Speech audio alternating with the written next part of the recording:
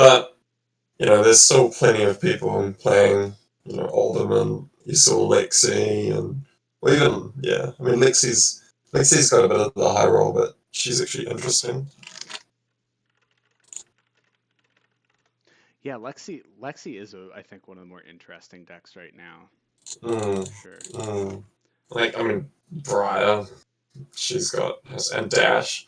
I mean, like, super boosty Dash is kind of, again, a little bit lame, if you ask me, Yeah. but yeah. Look at me figuring out OBS on the fly. All right. Nice. Yeah, so when I was streaming your Discord, I had the stupid like Discord glitch. So I have to just stream this audio. Right. So I can quickly hang up and rejoin the call when you're not when you Yeah. But yeah, so yeah, I mean, what do you think Arachne really needs to like get there right now? Though that would be an interesting conversation, I think. I think he needs a D-react. Like at least one good defense reaction that he can. Yeah, just I don't know, something like what Ice Heroes have, because his problem is, against a deck like Fi, he relies on having at least one card hands. Because if he's just full blocking, he's just worse than a hero like Oldham. Yeah. But if he has, if he has a D-react or something like that, it sort of lets him slightly better have those, just a bit more defense against those huge combo turns. Maybe slightly better defensive equipment piece or something. Just something that helps him deal with the OTK turns. Even what Rhino's doing. I don't know. I think he could very quickly become extremely pushed if they weren't careful about what they actually give him. Yeah. Do you think his ability to like affect the pitch stack of the opponent's deck has like a big thing to do with that, or do you think he can be quickly pushed for different reasons?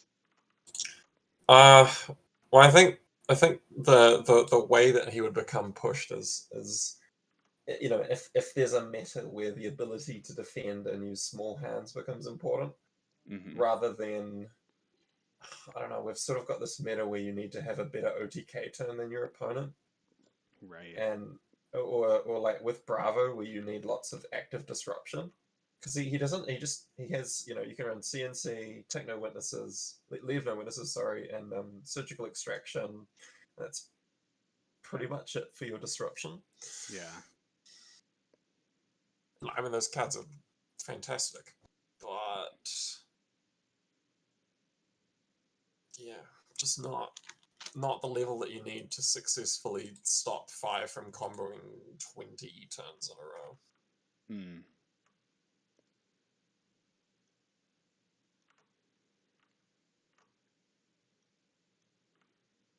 Yeah, because I've played a couple games against Arachne recently, and yeah, it's just the lack of consistent disruption, I think, is really hard for him to push past in a lot of matchups. Because his on hits are relevant if if either you're going to the late game or if he's able to consistently, cycle those equipment pieces, make them, break them, get contracts, get go again on your boots. But for all of that, you need 1 or 2 card hands, right? So Yeah. he only works if you've got those 1 card hands. Even if every 5 player, they never block the contract cards. You can get eradicate off for 7, eat 7 cards, get a bunch of silver. But if they're comboing and making you block with 4 cards for the rest of the game, there's no point. And that's, I think, another problem with that equipment is that that's like at least second cycle in terms of like getting real like overcosted or undercosted value out of those, right? Well, like, or would you? Yeah, I think I think the problem, it's not necessarily, well, definitely it's easier on your second cycle just because, it's easier to keep those 1/2 card hands. Hmm. I think, like, against Katsu, if you've got all that, if you've got the equipment and you've got the D-reacts, you can kind of reliably keep those 1/2 card hands and, keep recurring your equipment and burning their cards and stuff. Hmm. But that's just because, Katsu has the on hits, and if you're able to prevent the on hits, he just doesn't have as much like raw threat as like For fighters, sure. or with Katsu, with the tigers and stuff. They just have raw damage, so it can be a bit harder. Yeah. Yeah, I mean, I think the meta's about to get really interesting though. Um, Yeah. I think it depends because I think one thing we haven't talked so much about is Icelander, and that's another reason why I don't think anyone could ever play Arachne seriously, just because Icelander mm, exists right now, and the matchup with Icelander is so bad. yeah. What what makes that matchup really bad to you? Or I guess Just in general. she can happily block with 3 cards for most of the game, Right. and Arachne really hates that. Yeah. Um, and when she gets low on deck, it's not that Arachne wins; it's that she does the Nietzsche Frost Hex combo. Yeah. Yeah, he pressures. He can get cards out of her hand. He can use attack reps to get damage in. So it is winnable for Arachne, but I'd say it's pretty solidly in Icelander's favor. Yeah. And just because Icelander is so popular right now, because Icelander can deal with Fi, can beat Katsu, can beat Bravo, can definitely beat Oldham. Yeah. Yeah, the Icelander is definitely acting as a gatekeeper to a lot of decks, Mm, but I guess thankfully not as badly as some other gatekeepers have in the past, right? yeah, And I like think she's not Prism. yeah, I think that's part of why, we're definitely seeing a much more diverse meta than normal right now. Um, Yeah. I mean, I think if they can keep this meta up, then or this kind of diverse meta up, then Well, yeah. Well, I think there is a few ways of looking at it because even Icelander, right? She has like a 5% or worse matchup into Jabil Dory, right? And Dory has really good matchups and really bad matchups. Droma's out there. I think, like, mm, yes, the meta is incredibly wide, and there's like 8, 7 or 8 like viable decks that you could see winning tournaments. yeah, But also, I think a fair amount of those matchups are like, high rolly, or you're hoping to not get your bad matchup. When you play a certain hero. Yeah, I think like it's a wide meta, but it's also not one that is promoting a lot of skill expression. And that's, I think, because of what you were saying about it's like a lot of the meta seems it's like who can OTK better. Yeah, yeah. As a friend remarked to me the other day, like one sort of redeeming quality is guardian mirrors. Like Mm. those are sort of, you know, keeping it, um, yeah. I mean, keeping Guardian Mirrors skill relevant. are always the locus, one of the locuses of skill expression in any meta. Yeah. Sans Starvo, but we don't talk about him, right? He's gone. He's gone. All right. Don't. Yeah, don't. Yeah. Don't bring up the Stavo in the box. Well, yeah, yeah. Um, What's in the box? The box is the living legend format with Starvo. God, chain prison. Oh my God. To be fair, I don't think anything will come close to chain if they don't do any bans. Even without Duskblade, like modern chain with cards like Revel and getting seeds back. Oh wow, Revel oh I forgot that Like, Chain would have Revel. yeah, That's pretty all of disgusting. all of those new cards. and giving him back seeds. Oh no. Oh god. I'm Yeah. still super excited to see what that format will look like though. I would love it if do you remember like early on they held that like Blitz Day at the LSS office? Yes. I would love Yeah. to see a Living Legend format day where they invite some people back in and play God.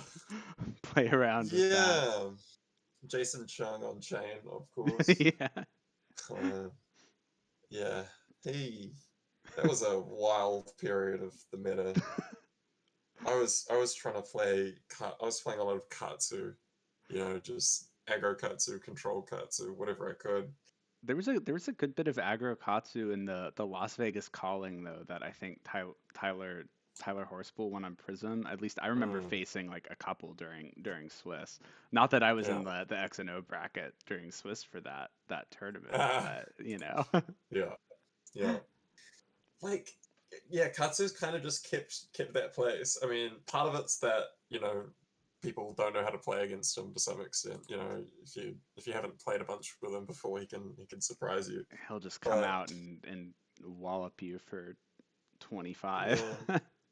yeah, he does. He does. There are some good and bad matchups with him, and God, good Katsu players will screw you up pretty bad. Can I be pretty have nasty. have you done much experimenting with Tiger builds, Wynton? Yeah. Um, Yeah. yeah. Figured. It's fine. It's just fine. And I Right. day two of that calling and dropped. Ah, rough, Oh. buddy. Oof. That was someone in chat. Yeah. Do you think Phi like Katsu is pressed or I guess LSS is sort of pressed to find a role for Katsu and other ninjas so long as Phi is in the meta? Ah, man, yeah. Like the whole tiger thing, I don't know. Because when was it, Everfest came out, I was like, oh my goodness, they dropped Wax On, and I was like, whoa, they're printing kind of a control ninja card. They're Yeah. promoting defensive cards for ninja. This is awesome. Maybe this is gonna be part of the identity.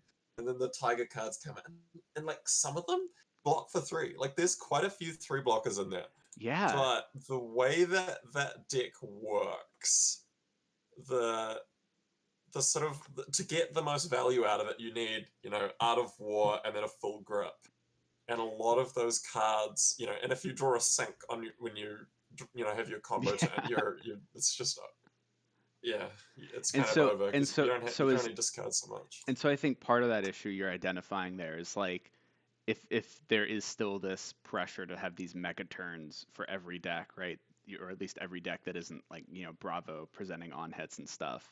Like Mm, it's really hard for those decks to play a more mid-range build because you'll just draw into your yeah, defense reacts and get screwed. yeah. Like Dory's kind of managed to be in that space in the past, where like Dory could rely on having to have big turns to beat like super controller, Oldhams and Bravos and stuff. Hmm. And there's a lot of skill expression in that. You look at like JTS, he'll build these most ridiculous second cycle turns for Dory, but while also being able to play this sort of mid-rangey game. I mean, even in like draft, just swing for three, force your opponent to block. Finally, wait for the game to go late, and you can punish them for having bad blockers. Yeah. So it's not necessarily it's not necessarily that having big turns means you can't. It's that they're printing these cards that want big turns, and the cards that enable those big turns for those heroes don't block, right? Yeah. Yeah. Yeah. It is fine. Yeah, like yeah, that's God. Trent coming in with all he's going to be a source of hot takes and fun uh prods in this top 8. I'm excited to see what the Yeah. chat what the I've heard. chat has I to say. think I've heard there's a Fi in top 8, right? Yeah, Oh no, it's a do you have no, it's a Dorian hot take. Dorian top 8. Sorry, hell yeah. Do you have any do you have any idea what the top 8 is looking like? Have they said it in the chat yet? Ooh, Let's no. see. I do know all of the people playing, but I'm talking about in some of these chats. Oh yeah, there we go. Dory made top 8. Apparently, Awesome. We love to see apparently that. there's like 5 Guardians in the top 8. Wow. Okay. All right. Yeah, so one of them is my mate, Cam, also known as Chips, and another is that guy Thomas Bailey we saw. Yeah, there's a Dory. I think a guy called Ramel has got in with is it Dromai?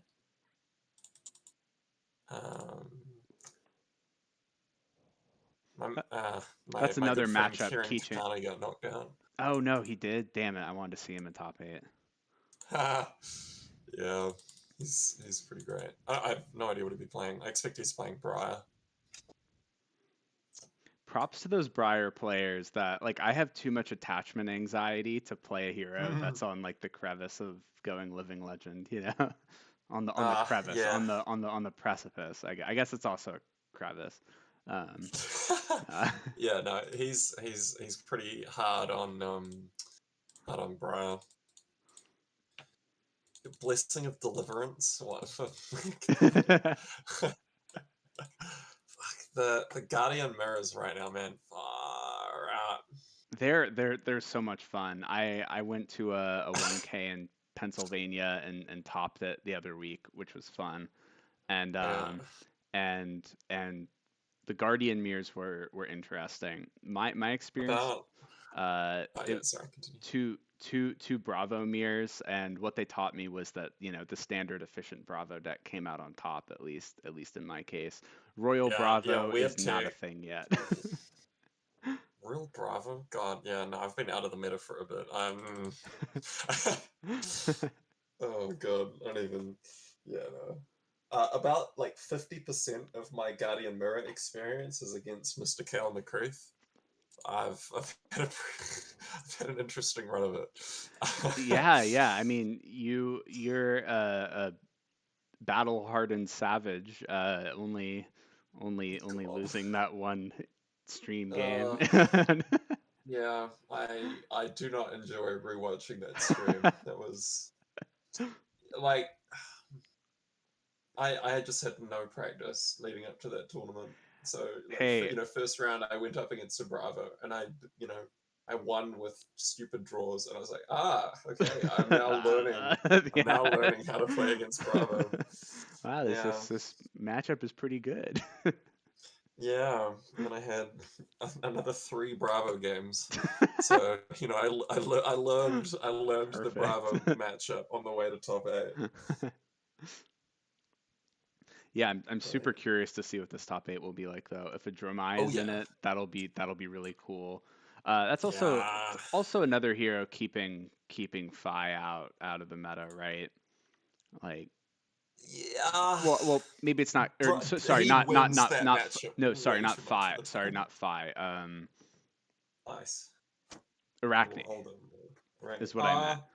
Right? Isn't the Arachne Dromai matchup kind of a nightmare for? Oh, sorry, Dromai. Yeah. Yeah. So I think I said like 8 different heroes there. Yeah.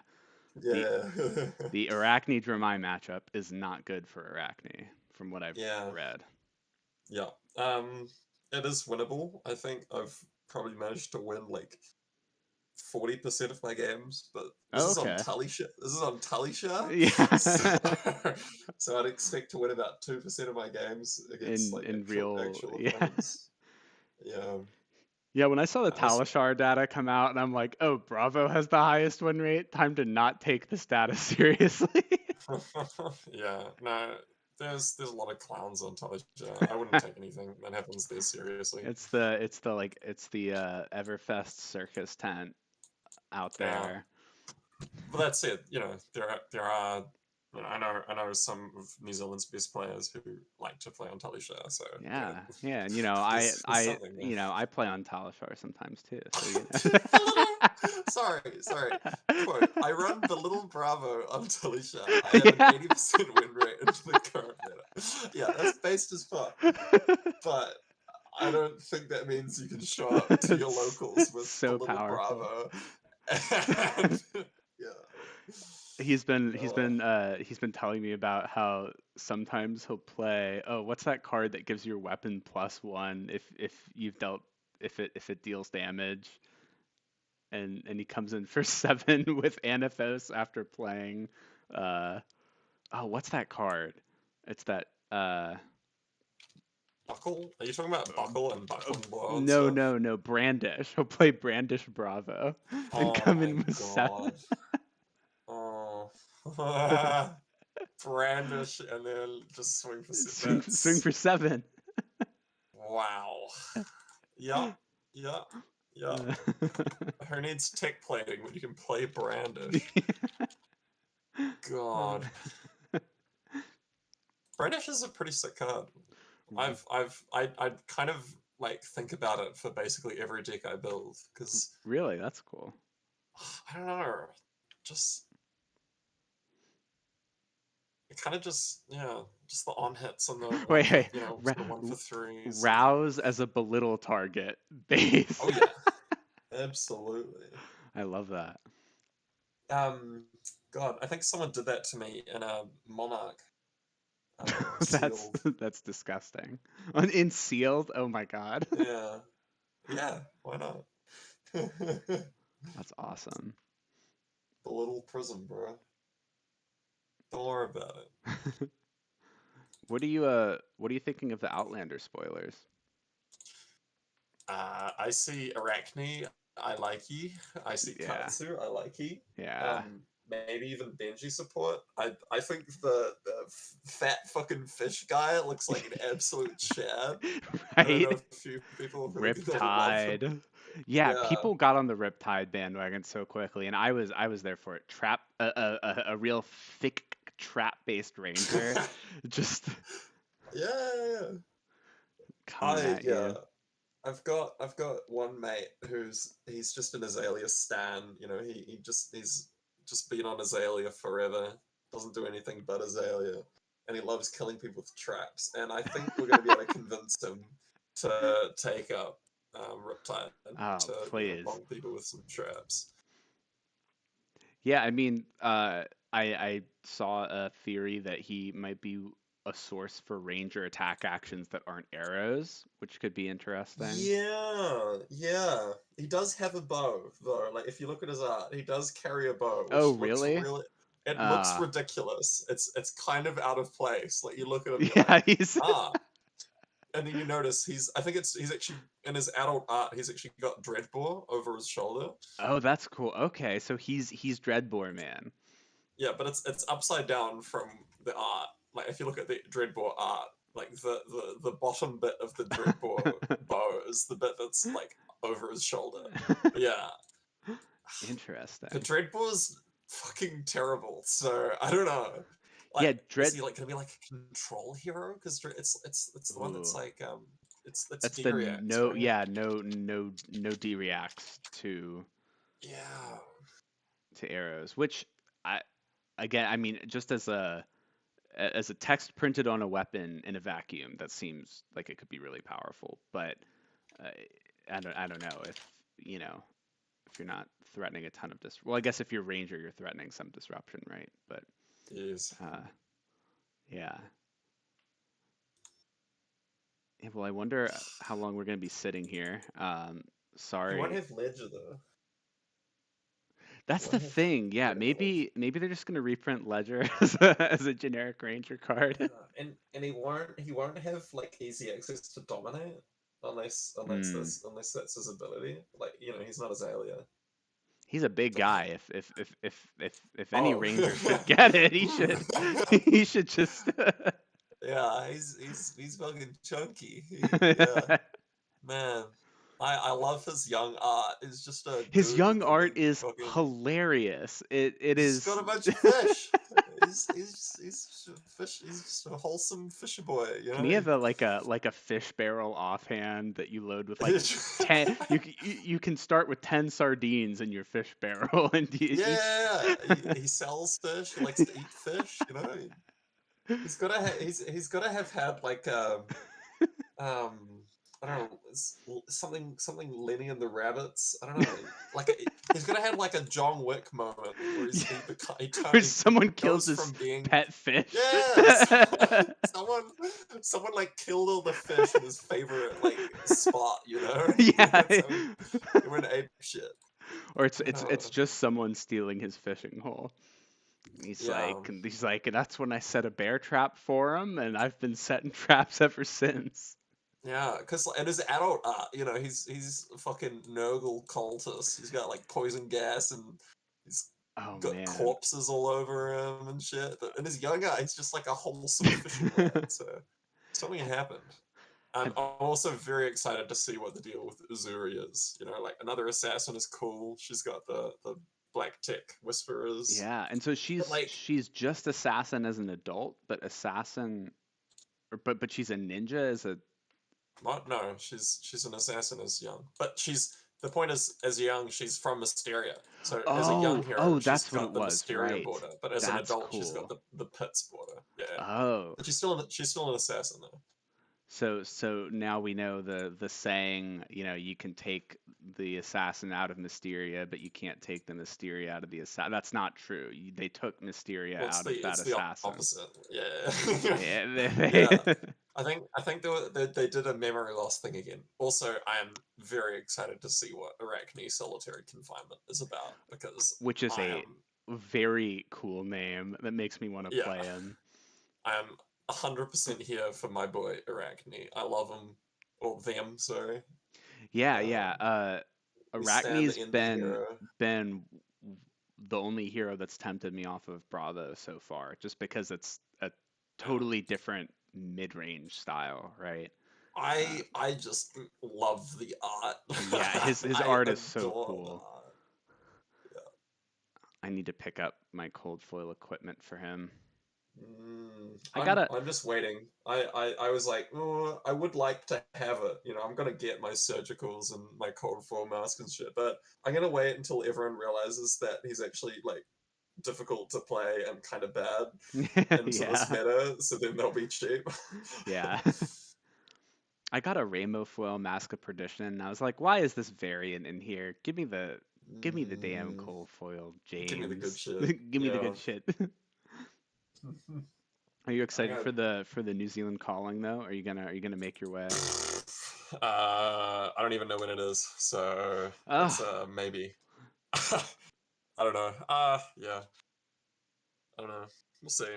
Again, like the meta just isn't super inspiring for me because right. I kind of built Oldhim, was learning Oldhim really well, and he's sort of in a weird spot, and I haven't been super taken with any of the other heroes. But I don't know. I'm sure I'll get back to it sooner or later. Could you explain why we're waiting for the top 8 to get around? Sushi Knight usually has like a short break to. And that's why Wynton and I are here for your entertainment during this break. Yeah. That's right. Streaming is fun though. This is the first time I've ever done any like commentating like this. I think it's pretty fun. It is. Oh, someone watching us from their Magic draft. That's how you should spend a Magic draft. Yeah, watching FAB content. Let's go. But yeah, sorry. Could you explain why you think Oldhim, or why you're personally not super hype about playing Oldhim right now? Fi, Katsu, people learning how to play Dromai correctly. And sorry, Fi just because there's that I signed a like coin flip that you can't prevent. Yeah. Like I mean, I've played a fair few games against Fi where it's just like. Okay, you drew the good stuff. I guess you do 27 damage this turn. Even if I have all the good D-reacts, you win. Or it's just they don't draw their cards, they get salty and they lose. And that happens like 4 times in a row and you manage to get to top 8 with Oldhim. Yeah. But, that's why we play card games. Yeah. And I'm not going to play Fi because without saying anything too hurtful to people who play Fi, it's not for me. Yeah, no, that's fine. Yeah. It's not for me either. Nah, I've got at least one good friend who, he's gonna play I five. thought, I thought He, you were he about to likes his say. aggro, and I thought that you were about to say that that you have at least one good brain cell, and I was like, ooh, that's gonna be a spicy one. well, yeah. I don't know. It's not the interesting bits for Fi are kind of in the deck building, like the choices that you make and how that affects how you play. But yeah, that with the way that whether that's going, it's sort of approaching the area where all the good fire decks are mostly figured out. There's not really much innovation, so Hmm. kind of I'm kind of past that point. Burning hate for fire. I don't know. I think he's cool. I liked him when he came out, but I think he's slightly overtuned. I think Art of War makes him lame. I just think the extent of the combo turns are it's too much for it to be reasonable. You continue to eat. Yeah, I mean, Okay. I have pretty good success against Fion Bravo as well. Yeah, but yeah, and you can tick for him with Bravo, but yeah, and Bravo's one of those heroes where there's a lot of skill expression, there's a lot of meta knowledge, there's a lot of knowing your gameplay loop. He's definitely one of the better heroes for all that. But even then, Bravo has the ability to get high rolled, even if it's not Fi. You know, Icelander gets 3 Frost Hexes. Like just Yeah, yeah. I put my fun streaming shirt on. Oh my goodness, Previous that's girlfriends have called this shirt the "Don't wear it" shirt, and I've called it the "You'll have to deal with it" shirt. And yeah. now That's I'm why they're single. previous. So yeah, exactly. Based as fuck, my dude. Wow. What does that say? Is it saying lazy oaf on it? Yeah, yeah. Lazy oaf. You got your salty crackers, so when my opponents get salty, I can say, "Are you looking at my shirt?" Uh, Wow. Yeah. I have no words. Can't well, believe this please, I sweetheart. hope you don't break up with me too before this top 8 starts soon. Oh my God, watch us miss them being like, we're taking an hour-long dinner break before. Let's just make sure they haven't said that. Start running lead the charge. Who the hell's running lead the charge in Bravo in 2023? I swear to God. Get that shit out of your dick. Trent is the lead the charge master, dude. He That is he has pulled off I some. do love that lead the charge has become kind of semi relevant. Like when in Arc days, it was just like, why does this Yeah, card why does this exist? It's so exist? bad. But recent verse, it's your bottom 3 blue Morvarin skies. It's and Bravo for the prism. But I think I've just about never seen the Bravos actually use it to successfully bonk prisms. It's so hard to get Oh off. yeah, I'm 0 for 8 million against Prism with the lead the charge list. So Yeah, it's just not realistic. Even before they put in all those new blue auras. and Dominated Spinal into Anathos for 6. Okay, nice 5-card hand, bro. I'm glad you didn't pop any of my heralds.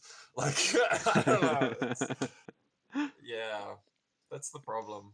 Because even to get you need a blue. You need your card that you're playing into the aura or whatever. You need fuck to lead the charge, Heralds. and then you need the blue for Anathos. It means you're having a 4-card hand, which means that you're not popping a herald. True. True. We got some truth in the chat, boys. This is the most true Fab chat you'll see online. They banned that bitch. Don't go to Arsenal Pass for your truth. They're not showing you what the real decks they're playing are. They have tournaments to win. Here where we're throwing truth around. Yeah. I'm gonna be right back. Yeah, Arthur. sure.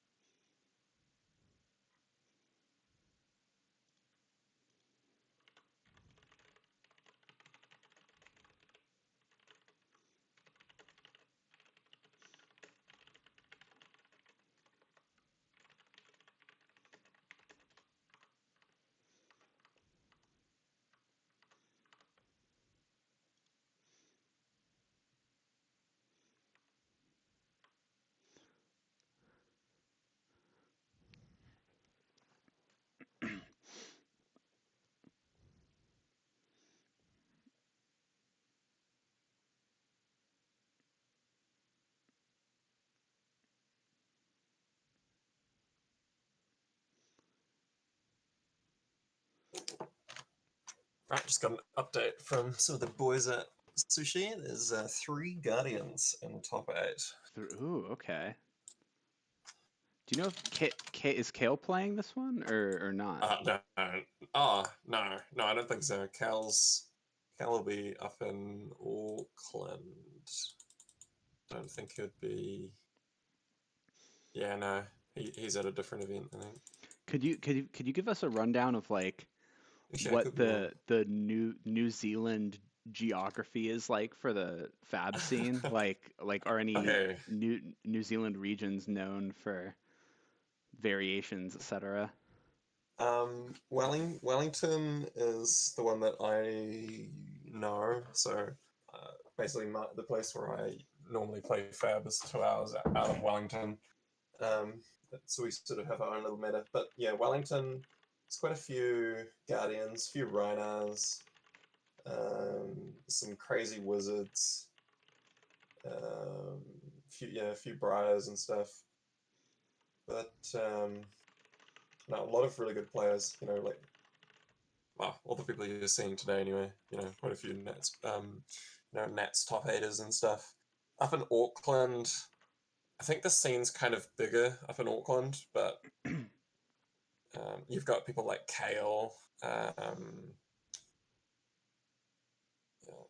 I don't even. Yeah, I mean, there's lots of different players of them all. Lots of different heroes, but yeah, that's. And then the third place I'd say has a reasonably sized scene is down in Dunedin. Yeah. Is that where that's where the one LGS is that streams all the time, right? Yeah. That's the one. I can't remember what it's called. With But yeah, no, they do a lot. I forget her name, the Dory player that I've seen do really well on those streams a couple times. Yes. Yeah. Shoot, I No, forget her they name. do a lot of streams. I'm actually.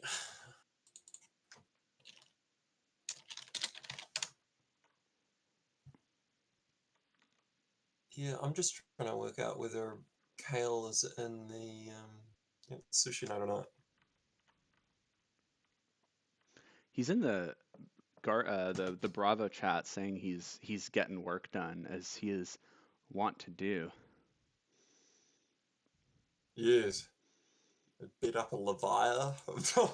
A Royal Levia. You're kidding. Which is apparently so bleeping. I don't know why I bleeped it. We can curse on here. No, it's fucking consistent apparently. Triple tome of Fiendel. Really? Really? Triple tome, 2 cash in, 1 tome of torment. Now I'm gonna look up what tome. I'm gonna look up what tome. Who's running this? I'm gonna look up what is it like? Is it Fab with Matt and like a face with like a mask on, like one of those like rubber movie masks. Tome of Torment. You may play it from your banished zone. Draw a card. Blood Debt. Interesting. Maybe we'll see a Royal Levia take down the top 8.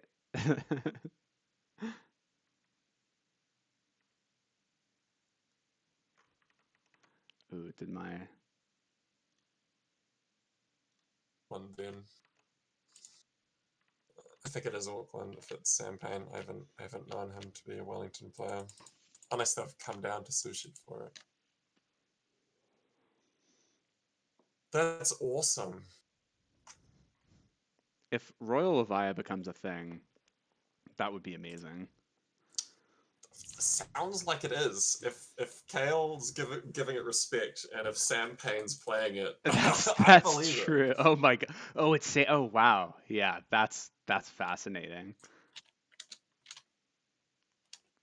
Thanks for staying on, Wynton, and everyone else watching during this "We'll be right back" section. They should have just said "We'll be back." Sam Payne, he was my first round of top 8. Well, last round of Swiss and first round of top 8 in the Bravo versus Oldham. Both games were streamed. Wait, no, one game was streamed, one wasn't. And both games, the streamed game took, I think, over an hour. It was a very slow game. I think I ran out his entire deck. Oh, they're pairing top 8 now, apparently. Sweet. So we should be coming back soon, and they should be giving us the top 8. Ooh, Carl Eagle versus Ryan Bastion for the first streamed game. Ryan's has Carl is Dory, and Ryan Bastion's probably on Bravo, or maybe Reiner, but I'd suspect Bravo. He was the first game of Bravo I had in that tournament. Nice. Yeah, no, he's a very competent player. Yeah, I have seen him clowning on Reiner a few times. Reiner's in an interesting space right now. What do you think Reiner is like? I have a beautiful screenshot of this guy Adam Little playing Adam Little, Blood the Reiner master. Yeah, well, he hasn't been playing Reiner too much, but there's this screenshot of him playing Reiner, and he's got Berserk. There's I think there's Berserk, 2 Blood Rushes, a Barraging, a Sand Sketch Plan, a Savage Feast discarding a Beast Within, and he's got 8. He's got 8 cards in his hands and 2 action points. Oh his man! Opponent's a wizard on 9 health. Oh, that's good. That's good for them. Reiner can do some shit. All right, okay. He's down at no. So Kale is not at this. Sushi. Yeah, he's at a different one, and he's just sent me a picture. He sent the Discord. worst picture ever in the Discord. But yeah, you've got himself, Chris it's Bewley, I think, who is a very good player. Dennis Zhang, another top 8 Oldham player. Justin Wong, Sam Payne. Scar for Scar is he's this absolute clown. I love him. He talks the most mad shit. He once asked me for my Control Katsu deck list because he heard it was good, and he built it, and then he just he did not know how to play it at all. It was terrible. Aaron Curtis.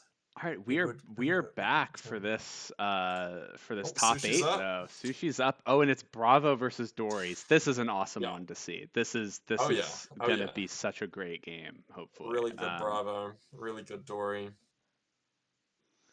Bravo on the classic Crown of Providence. Iron Rot Legs looks like. Dory with the Eagle Eye. Yeah, really interesting choice. I mean, I think it's bad. Yeah, and it seems bad because you have to hit the or you have to hit the attack react, right? Like it's very conditional. You could hit an attack and play like a nourishing off it, right? But, if we see a nourishing off of Eagle, that would be amazing. Yeah, and of course the classic history pack.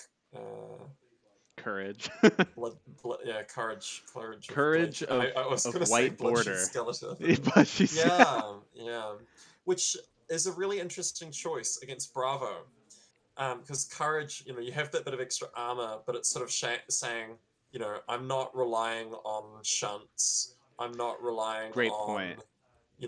having the super long game. It says I'm declaring that I want to have a big combo turn, and Helm of Sharp Eye can kind of contribute that to that as well. It's less armor than you'd get with Skullcap or Crown of, well, yeah, Crown of Providence is, I guess, what people run in Dory. Yeah, so something I'm wondering here from the Dory side is I could see sort of two strategies here. The first is maybe going for a big setup play to get a ton of counters on Dawnblade with the new instant aura, right? And just like snowballing that out of control. Or maybe just hoping for like, to explode on one random turn in the mid game, right? To take that. Yeah, I mean, I think, I believe Ryan does run potions against Dory. Bravo. I could be wrong. No, sorry. No, no, sorry. That's the Bravo who I'm thinking about. He's playing the Bravo. No, I have no idea what the story will be running.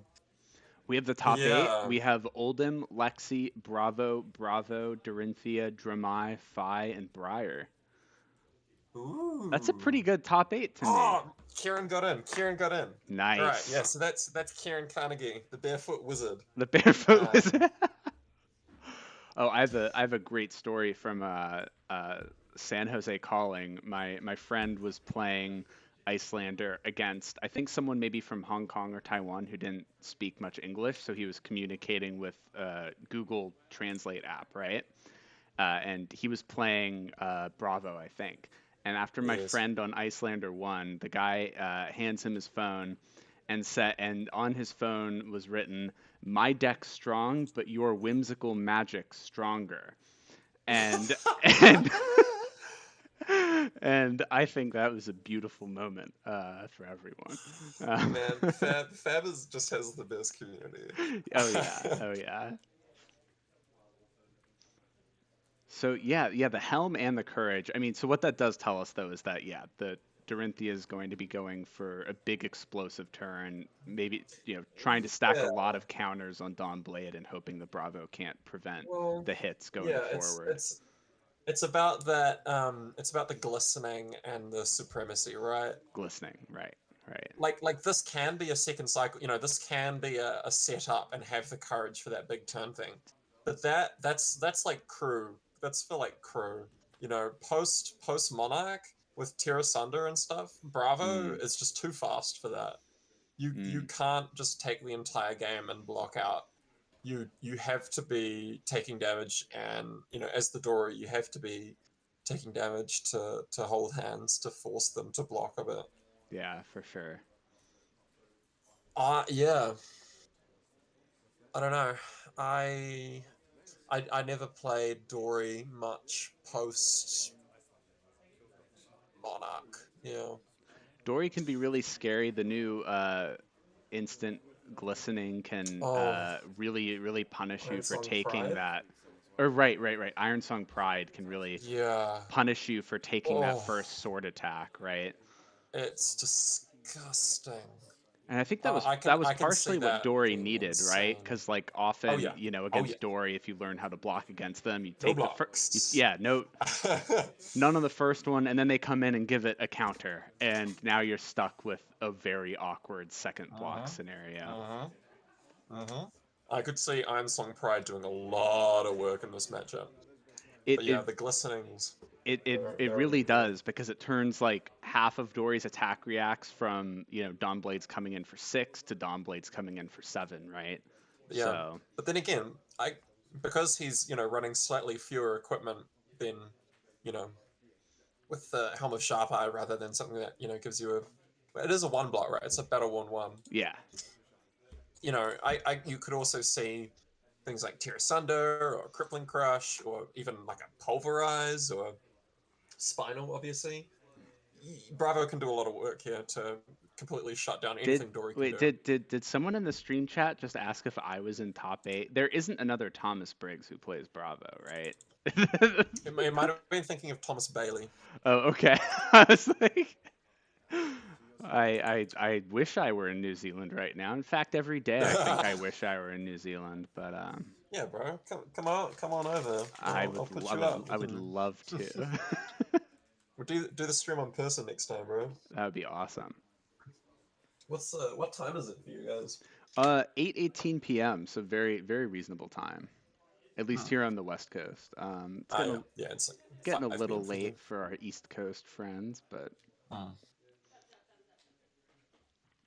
All right, so this Bravo really doesn't want to draw clumped cards. All right, he finished shuffling. He's first turn seismic pass. Not surprising. Based as hell. No heat, no heave pulverized. So. Yeah. Dory's in the game, boys. Coming in with a strong start, spoils for war. That's gonna put some pressure on early.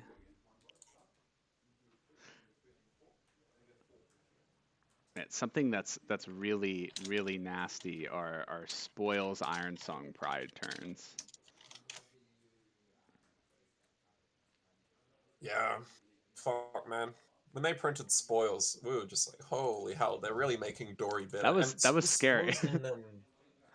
And Twinning Blade? Yeah, we were like, yeah. What? Whoa, okay, he just eats 5. Let's go. Okay. All right. He's gonna miss his bloody copper trigger. oh, missed trigger, Judge. Missed beneficial trigger. Well, so I mean that tells the Bravo something, right? That he doesn't have to worry. That he doesn't have to worry about cash in, right? And that is. Yeah. I mean, that's something. I wouldn't really worry about cash in ever. Yeah. I haven't. Yeah. And blocking with 2 equipment early. Okay, so. Yeah. He doesn't want the second counter. He's reading reprise, and I did spy a glint in his hand. So. Okay. Not giving reprise is pretty smart here, but not that he'd play the glint on that anyway, unless he had a 20 or something. But yeah. Oh, so Bravo kept the full grip. Is this keeping a full grip here? It's not pulverized because he would have heaved it, surely. Yeah. Probably dummy crippling, or maybe like a pummel CNC or something. Yeah. What's that in the Dory's hand? Is that 4 blues? Kind of looks like 4 blues. Kind of looks like that, yeah. So that's not what the Dory wants to be seeing right now, for sure. Blue Iron Song, I think maybe an overpower. It could be a puncture. Yeah, dummy crippling, surely. Yeah. Anything else, and yeah, I don't know. Yeah, pushing the rouse and the imposing. Ooh. Okay, there's a spinal. That's good. Oh, okay. Yeah, so with the surge, you can play spinal. This is a super threatening term from the Bravo. This is... Yeah, so the rouse is dominated, and the spinal will also be dominated. Yes, the Bravo here ability does apply to any 3 cost, no matter class, played this turn. So Dory's, going to be eating quite a bit of damage here. We'll see if maybe they wanted the Crown of Providence to filter an all blue hand like this and prevent some dominate, but... Yep, I think that was a 4 blue grip. Hopefully he's got a good red in Arsenal. Yeah. But the Bravo's not keeping any reprise or anything, right? But yeah, like he has to burn equipment here to not ward off the spinal. Yeah. He's got to put 6 in front of that, which means he's giving him probably sharp eye and courage, unless he just wants to eat it. Yeah. Yeah, put those dice numbers on. Yeah. This is high. This is a stream. Tell us those numbers. Good on you, Ryan. So this does look good for Bravo, but as a Bravo player, not having 3 block on equipment against the Dory, like if the Dory can stretch this out to late game, he could really punish the Bravo for. Yeah, this. I'd be surprised if this went late game the way it's going. That is a good point. Except also, a problem with Bravo though is, he can draw into sort of do nothing hands going forward, right? Yeah, Ryan is a fairly aggressive Bravo player as well. Like I once bet him on Oldham. Just he just kept, he'd take damage to try and do a big thing, and then it wouldn't work because I'd have the D-react or whatever, and just that for an entire my entire first cycle of my deck. Yeah, just so he does tend to go for it pretty hard. Wait, so did he just?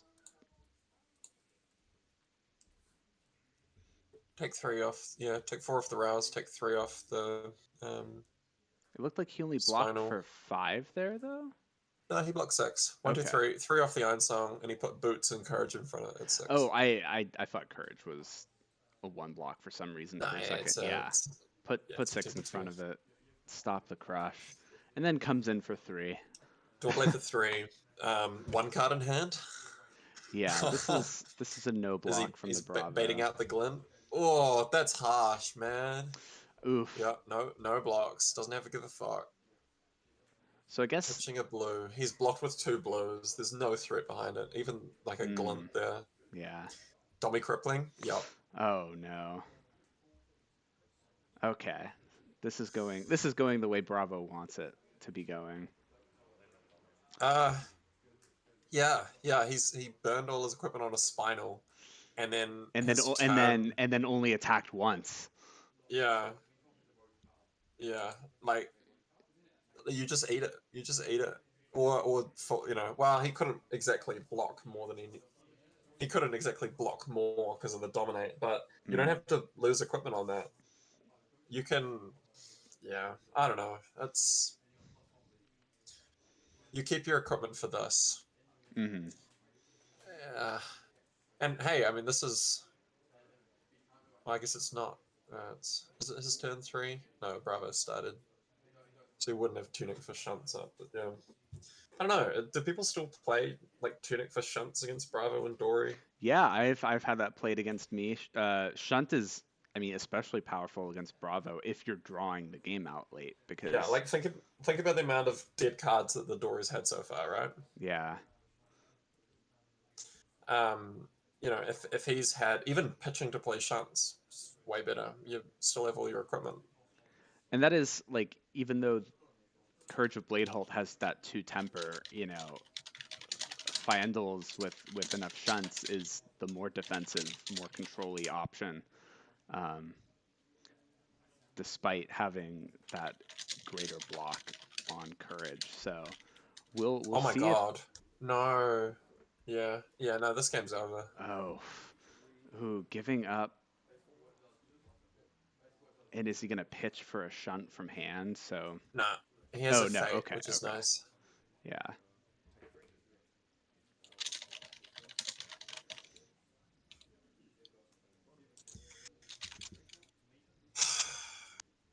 Yeah, like you can't do this, you can't lose your courage, you can't lose all of your equipment, because now tear asunder, right? Right. Anything. Even an undominated spinal, you have to give them 2 cards every time, no matter what you want your turn to be like. Yep, glint it. No reprise. This is an uphill battle for this story for sure. Yeah.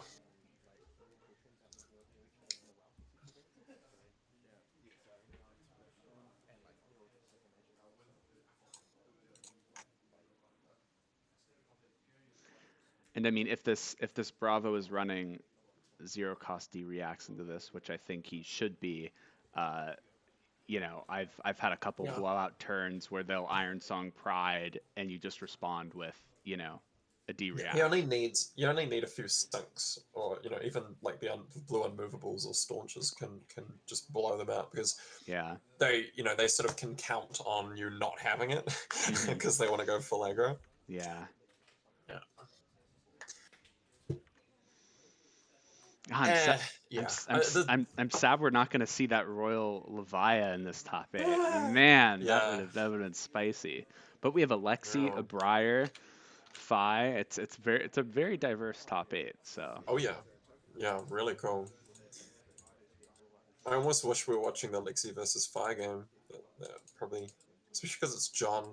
It's a really good Lexi. And that's where Shock Charmers is insane, right?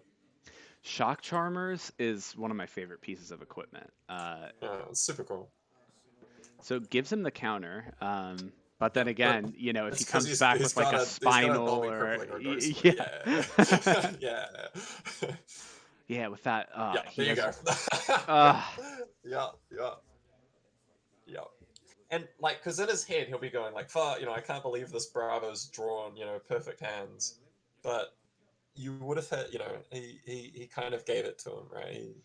I was Like I was last just time when about he to played the ask you Glint. something like that. Yeah, like this looks like Bravo is high rolling, and obviously to an extent the Bravo has drawn really well, but It's because you're not putting anything in front of him that he cares about. Like last turn, he decided to play the Glint, just to get the single, the one counter and all that.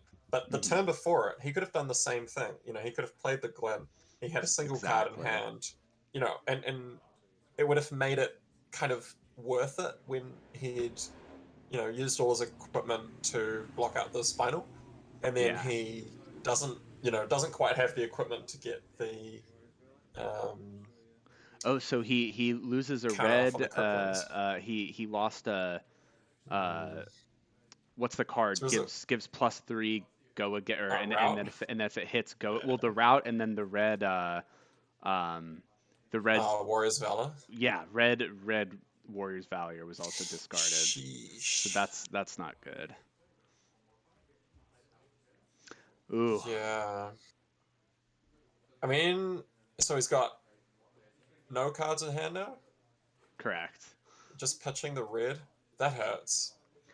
And so if he Uh, so if he could have just like defended with the route and his equipment there, he could have had a Yeah. semi-threatening turn here. This is right? really smart from the Bravo, because the only possible attack reaction here that, keeps the counter is Iron Song, and so he doesn't give him a prize. Yeah.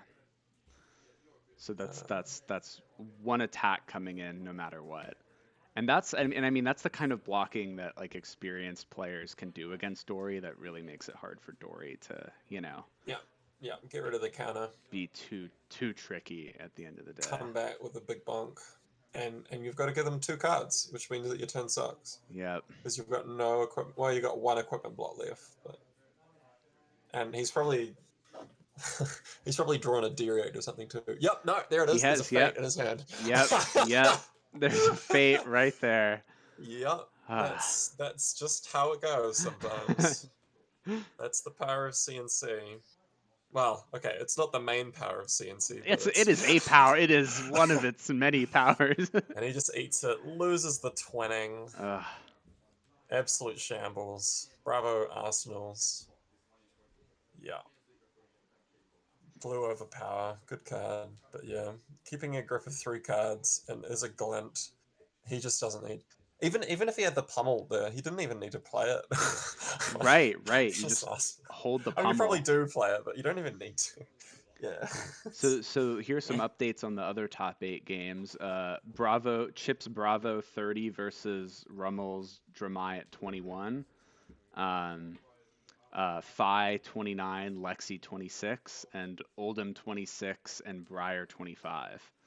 So this is... I actually quite like the Briar there, because Oldham needs the health more than Briar. Oldham wants to be up by like 8 or 10 or 12, right, or 15. And especially, I mean, Kieran is a fantastic player, so his late game is going to be unbeatable.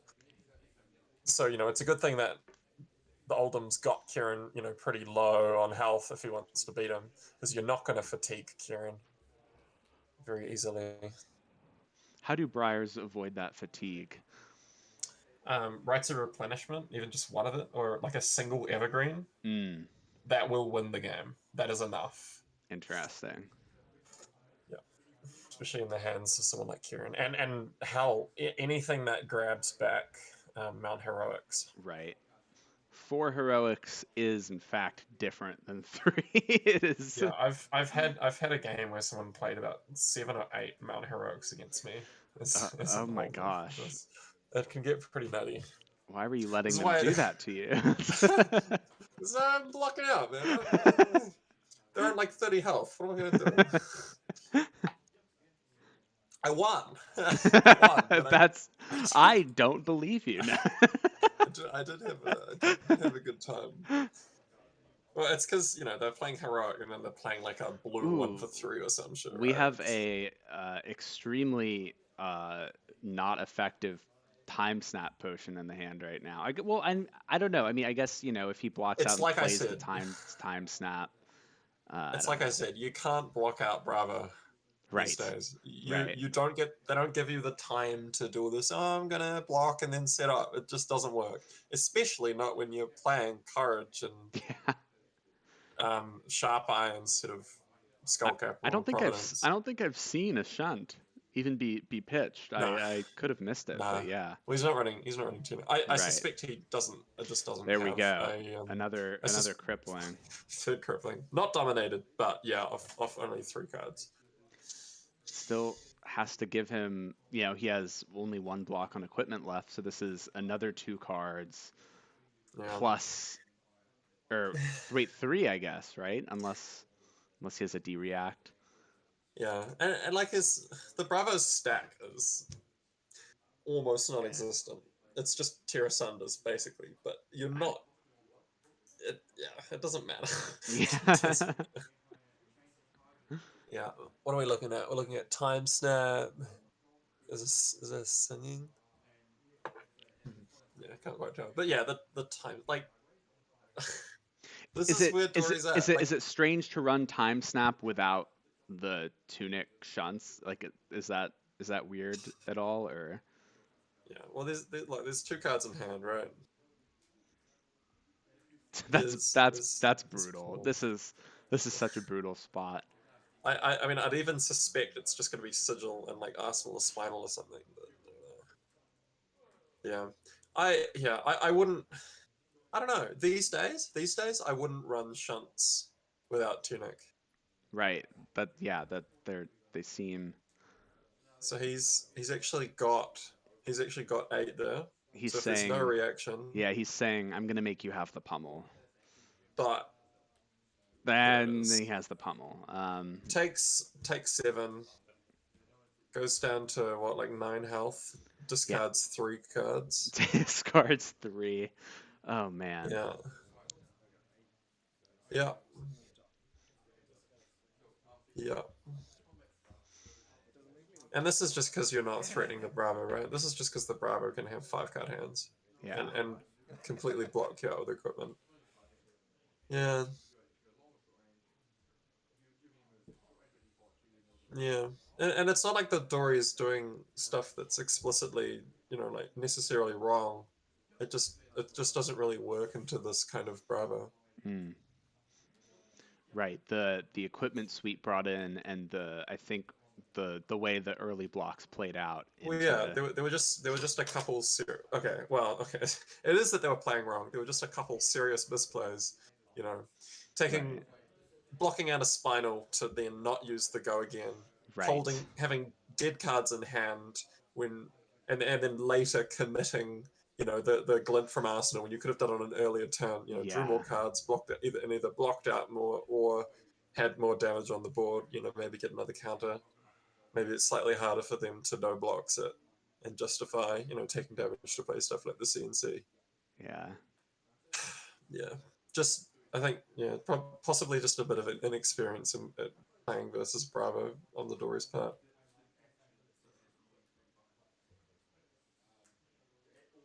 Yeah, I mean the blue disable, you can just take 7 here, but you need to be able to threaten 20 damage on your next turn. And you'll feel more comfortable taking 7 with, armor right behind you for the next Right? dominate maybe, but yeah, not in this scenario. Not gonna Yeah, be real comfortable taking that right now.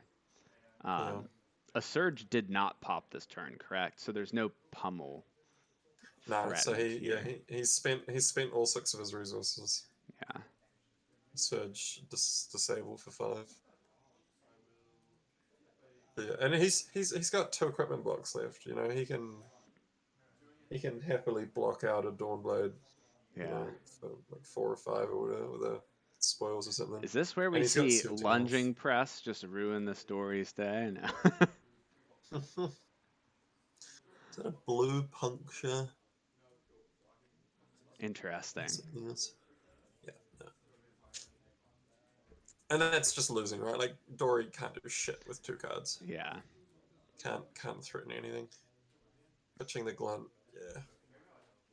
Most you're threatening here is like 6 damage, basically. I think the best outcome for the door here is to have a D react in hand to throw in the arsenal. I guess at least he doesn't have to I'd worry agree with about that. crippling crushes. Uh, Oh, this hurts, eh? I guess why play that glint there, right? Because he's got to get pressure. He's got to right, pressure. right. He doesn't have a choice.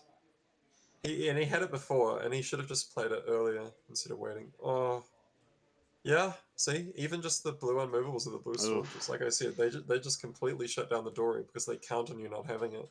Yeah. It's rough. Swing for 6. Yeah. Is that what we'll see Yeah. here? 6 with a good on hit. Why not? Is that a red? No, it's a blue. It's a blue. Debilitate. There have been a couple Bravos in the Bravo Discord. Actually, you know, it might be a red. I don't know. Standing the red Really? red debilitates.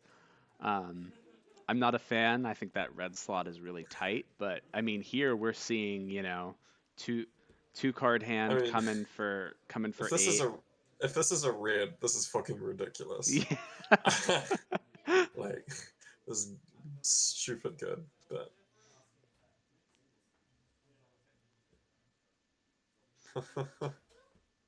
I don't know. Call it now, folks. Yeah, it's 8. Holy shit. You're right, man. That is 8. Which is, this is the scenario where red debilitate looks really good, which, how many of these scenarios are there? I agree. We actually talked earlier about how no tunic was really bad because like having the extra block can be important, but you're really committing to that. Like with courage, you're really committing to that. Late game, big combo turn. Mm-hmm. And Bravo just doesn't let you get that. I mean, look, he just played a red debilitate. Like you're not playing fucking time snap pots and e-pots and saving up a 5-card hand to use your courage on. Yeah. And I agree that time snap is weird as well. Like e-pot maybe, for the like hit and run swing. But even then you're kind of counting on them blocking out. Like if yeah. Yeah. Yeah, and I was saying, if you have tunic for shunts, your equipment lasts 3 times as long. It you really get does. through, like if he could have blocked out, that first crippling, maybe the game's different. Or yeah. Yeah, because But you yeah, have, a single red shunt prevents the crush from spinal, right? A tunic. Yeah, it's like 6 or something. It's 6. Yeah, it's 6. Yeah, a tunic, tunic yellow shunt and 1 card from hand prevents crippling crush. You have these ways to save cards in hand to actually force it saves you a lot of health. It forces the Bravo to have to start doing stuff when he's not putting out as much damage and you're still threatening counters on the Dawn Blade. But this sort of do nothing. Well, it's not a do nothing strategy. I'm sure the strategy wasn't do nothing, but that's how it's playing out. Again, I think it just comes down to inexperience. He just burned his equipment way too quickly. He threw it away and then he didn't do anything with it. Even if he had just even without that, maybe he's 8 health better or something. Like he still probably loses. I mean, this is 6 plus 6, right? Yeah, just no, but exactly it gives him the opportunity for that crazy turn, right? And sure, yeah, that's maybe he gets it. That's the game just calls it. Yeah. There we go. Well, no, that's exactly lethal with the double pummel. He double. Oh my gosh, he double pummeled. He played a blue pummel and then played a red Oh, pummel. the double pummel. Oh. Yeah, for 6 over the top. 6 Yeah, on 12. nobody expects the double pummel. Bravo Dory is all about waiting for an opportunity. Yeah, absolutely. And you need the shunts to get that opportunity, because else you just get Exactly. locked, like happened here. Yeah. And like, yes, you can play epots and stuff to tide it out, but you're giving if you play an epot, you're giving your opponent 4 or 5 card hand. Especially if they're smart and they know how to no blocks a Dory. And Ryan is a good Bravo, so he definitely knows how to do that. Yeah. Yeah, and you need those thick defense reactions if you're gonna give Bravo that hand. Like sometimes Bravo Yeah. can't do much with a 5 card hand, but when he can, you need efficient ways to stop those on hits. And Yeah. And because he had fates, right? He didn't see sinks, but he's probably running sinks if he's running fates. Unless he's running fates I to hope make he's running. Oh, to make sharp. Oh, if he's sharp not running. play. Oh no. Actually, I'm having a really horrifying thought that might be what he's doing. Oh dear. I'm putting this in the Sushi Knight chat. Do you wanna talk for a second about maybe what other matchups that Dory build could have been really good against, and maybe he just didn't really worry about running into a ton of Bravos? Yes. Right? Like, could that have been especially good into like Well, okay. maybe a Dromai or something, or a We didn't really get too much of a sense of his build. He drew a shitload of blues. yeah. And he played like 1 red that I can think. And he had like Supremacy and he had Spoils. That was basically the only cards that he played.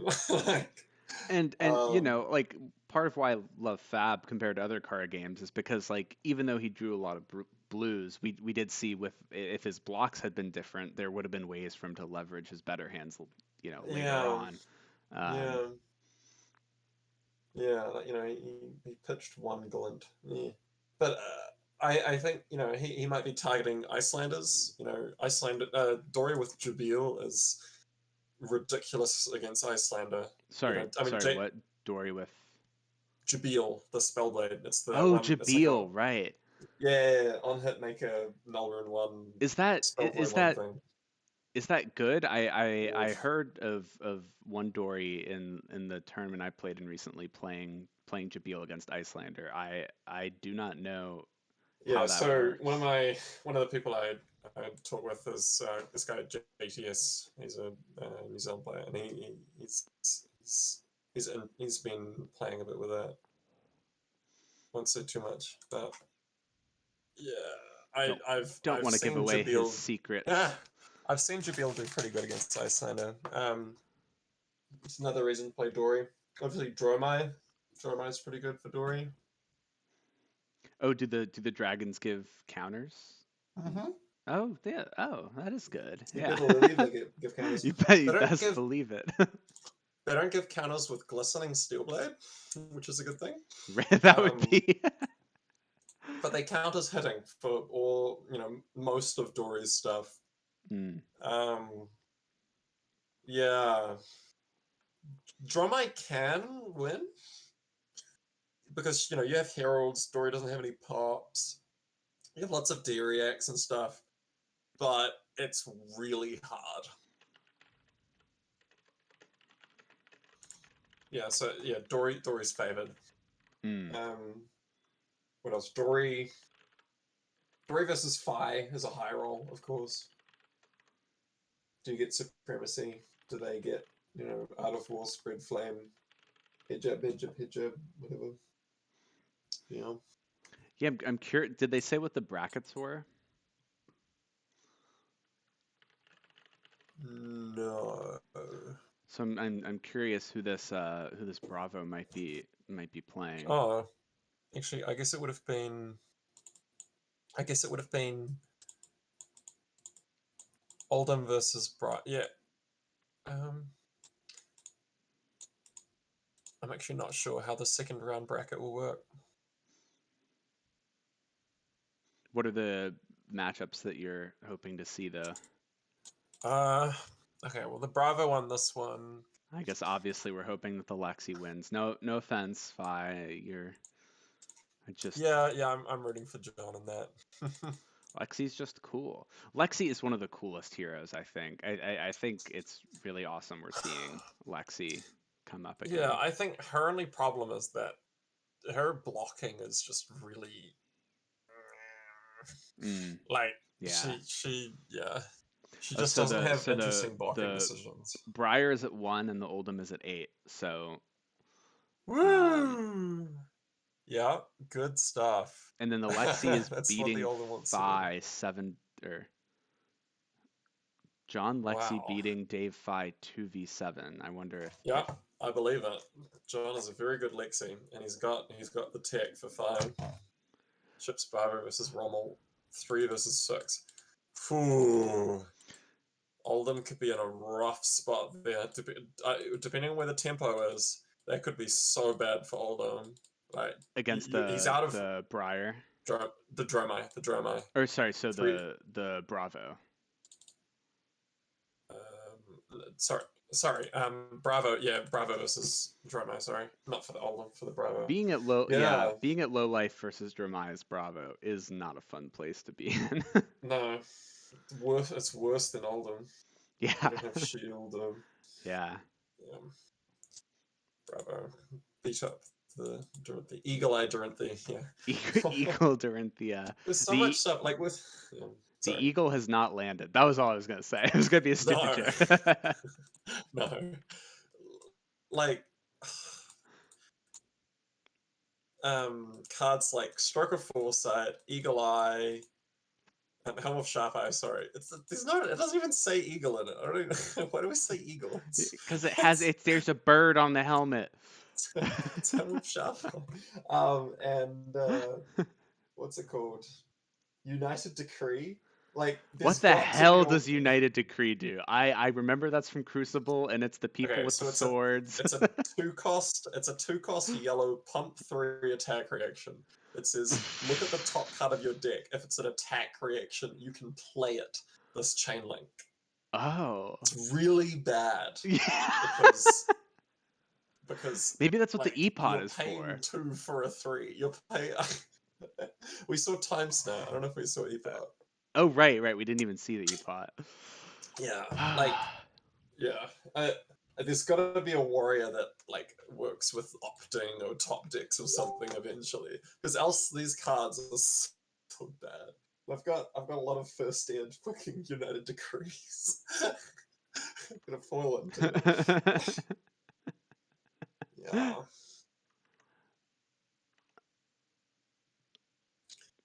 Is the stream audio coming through well? What stream? Oh, ours. I saw. You're not talking to me. Sorry. They'll be right back. Let's see if they're not lying this time. Well, they're going to have to wait for the other rounds to finish, right? Right, and the other rounds looked pretty close to finishing. Oh, so Briar versus Fire will finish. Briar and Oldham are 2-all right now. Woo! Spoopy. And I guess the Phi Lexi being 2 versus 7. I mean, at that point, I guess it depends how many cards. Those aren't life totals. I'm an idiot. I'm an idiot. Oh my god. Oh, I'm a genius. I was like, wow, these are close games right now. They're all numbers below 8, and they're all different. Yeah, and you're like, the Dory lost on 5 health. Huh? No. Okay, 2v2. That's interesting. Yeah, I mean, I guess I'm hoping to see, some Lexi and Dromai and Oldham. Obviously as diverse a top 4 as we can get would be great. Yeah. Did you see the Age Open final, Lexi v Oldham? Nope. This is when you gotta watch. It happened last week. It's a SoCal independent circuit that's holding monthly 1Ks and then an invite at the end for people Oh like wow, they assign point, you know. that's Uh, quite cool. yeah, it does. You gotta check. I'll link you the VOD. Basically, the Oldham took it down, but uh, Chris Iali, world second place on Lexi. It was like 7 health to like 33 at one point, and he took it Oh yeah, down like 1 to 4 or something. Or yeah. like he No, he, I he mean, got it down 1 to 4. It was phenomenal play. Lexi did a massive, like, endless arrow, all the attack reacts, everything, Art of Wars, blah blah blah. Second cycle Blah did blah like blah. Yeah. about 35 health to me in one turn. Oh my God. He lost. Well, okay, no. We went to time, and he had because he was in the tank for a lot of that game, and he just said, "Okay, no, you win," because he knew the game was over and I'd Hear that? won, Hear so that, chat? he That's scooped that's what you do when you go to time because that's what when you're heroes losing. do. That's what Yeah, and that was the that's what heroes do. That's a great saying. That should be a shirt. yeah, that was that calling event.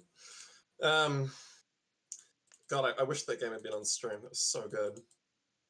That's Yeah, nah, There's also a game at the semifinals of the Arcane Games and Events, the Age Open stream where Chris Iali on Lexi like 34-0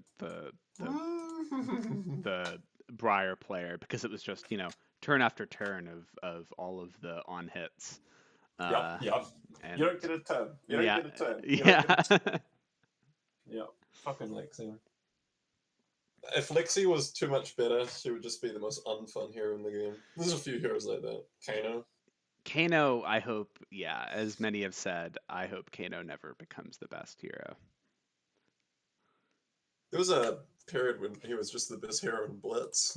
Oh, well, and everyone loves Blitz now. That's God, I hate Blitz. I've just been building a freaking Oldham Blitz deck because I got an armory tomorrow and I want to try and get a cold foil Arachne.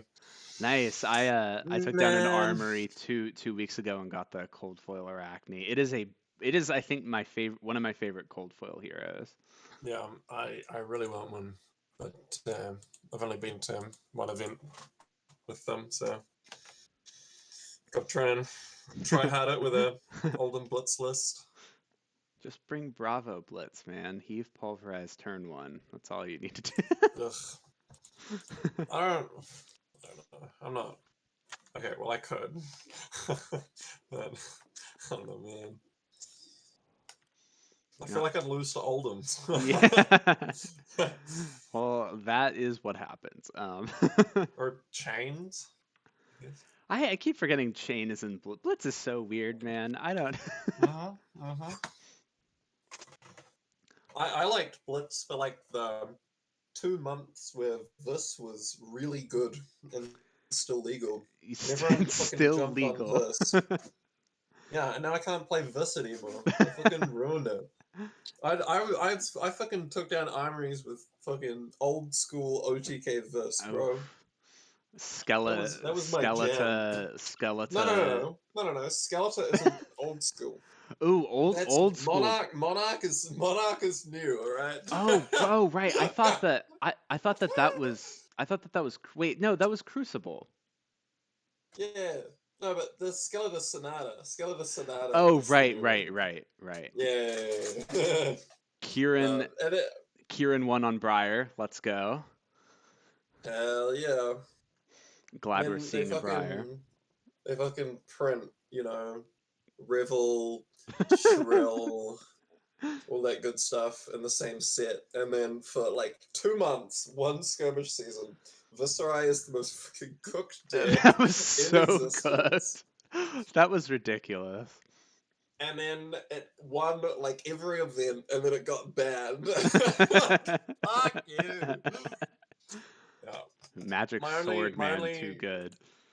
Yeah, my only consolation is that I get to be on the list of people who helped make him. That is such a fun part about this game. Being on that living legend list.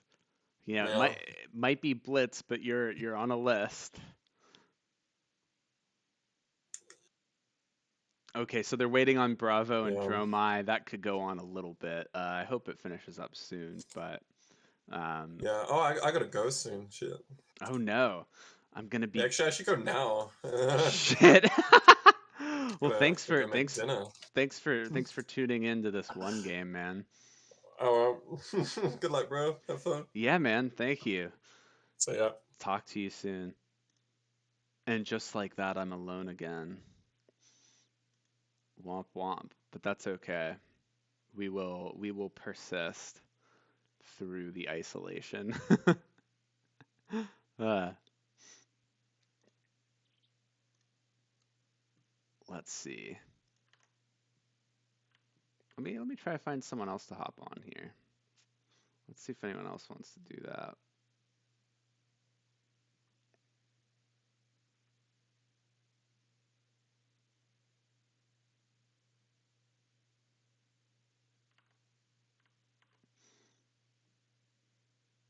Let's see.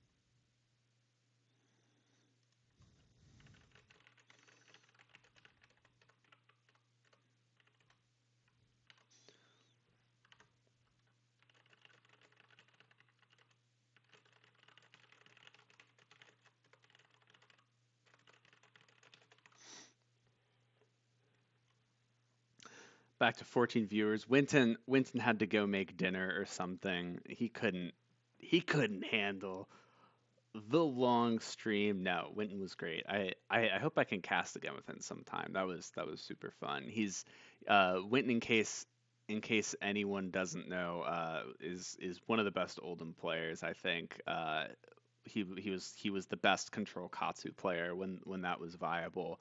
Um, Generally a control expert, um, and yeah, he obviously super knowledgeable about the game. Um, and I hope I can do another one of these streams with him. That was super fun. Um, but yeah, I'm curious to see what the next streamed game is. Hopefully they get a good one on stream. The Briar won, so ooch. Okay, so what is that going to be?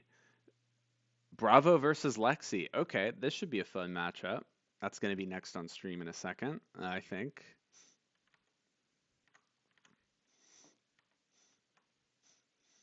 Thanks for sticking with us, guys.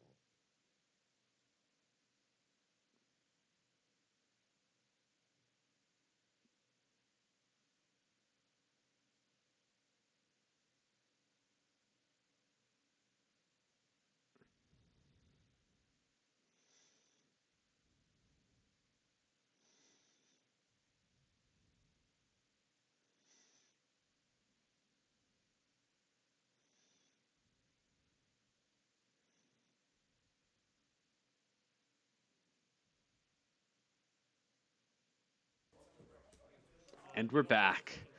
Wonderful. So here we're gonna see a Lexi versus a Bravo. This should be pretty interesting, I think, and also useful for me going into my ProQuest tomorrow. So I'm glad they're streaming it. Hopefully we can pick up some good knowledge. I will be right back, everyone.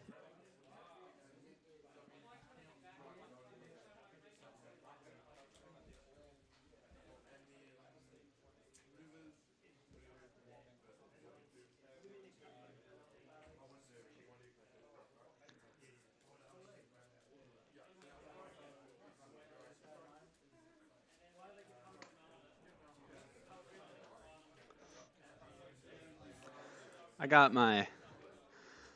got my co-commentator Waddle Deer. Waddle Deer. He is dear to me. Waddle D with me now. Shoot, how do I get Waddle D in frame? Oh, I don't know if I can do it.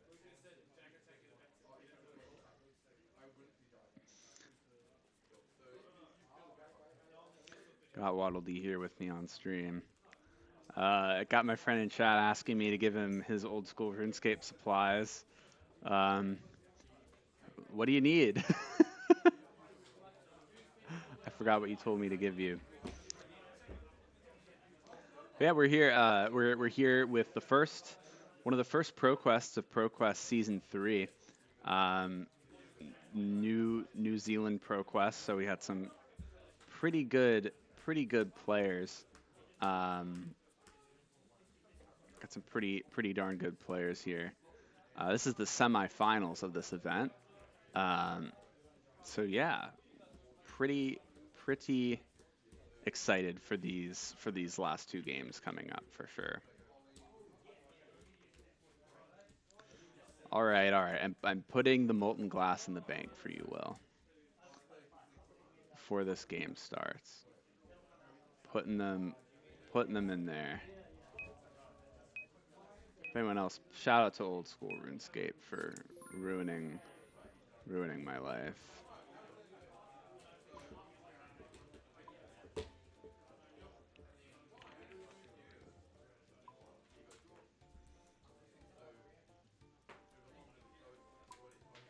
All right, they're in the bank for you, Will. You needy group Iron Man teammate.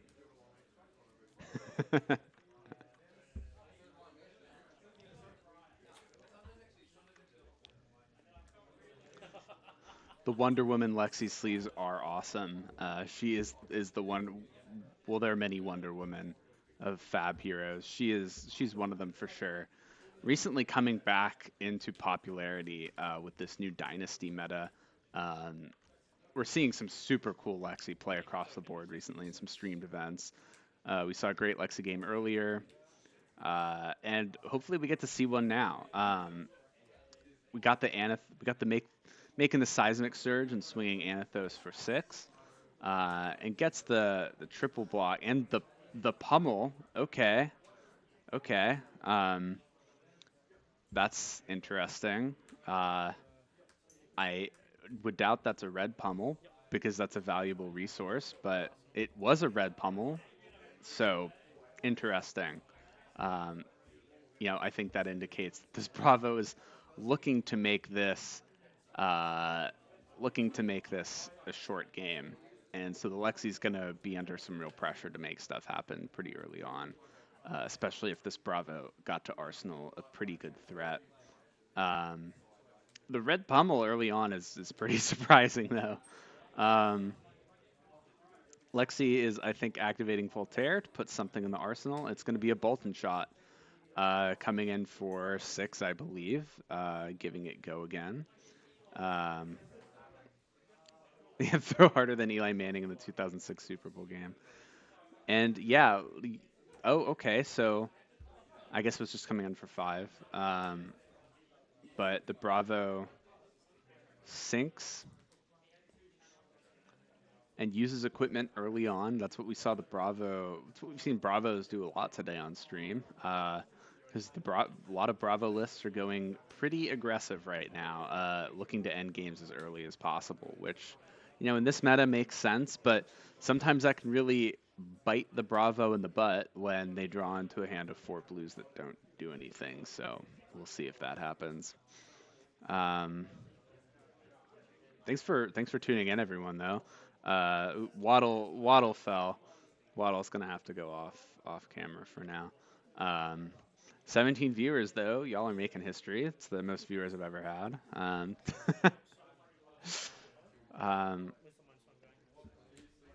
Let's see this. That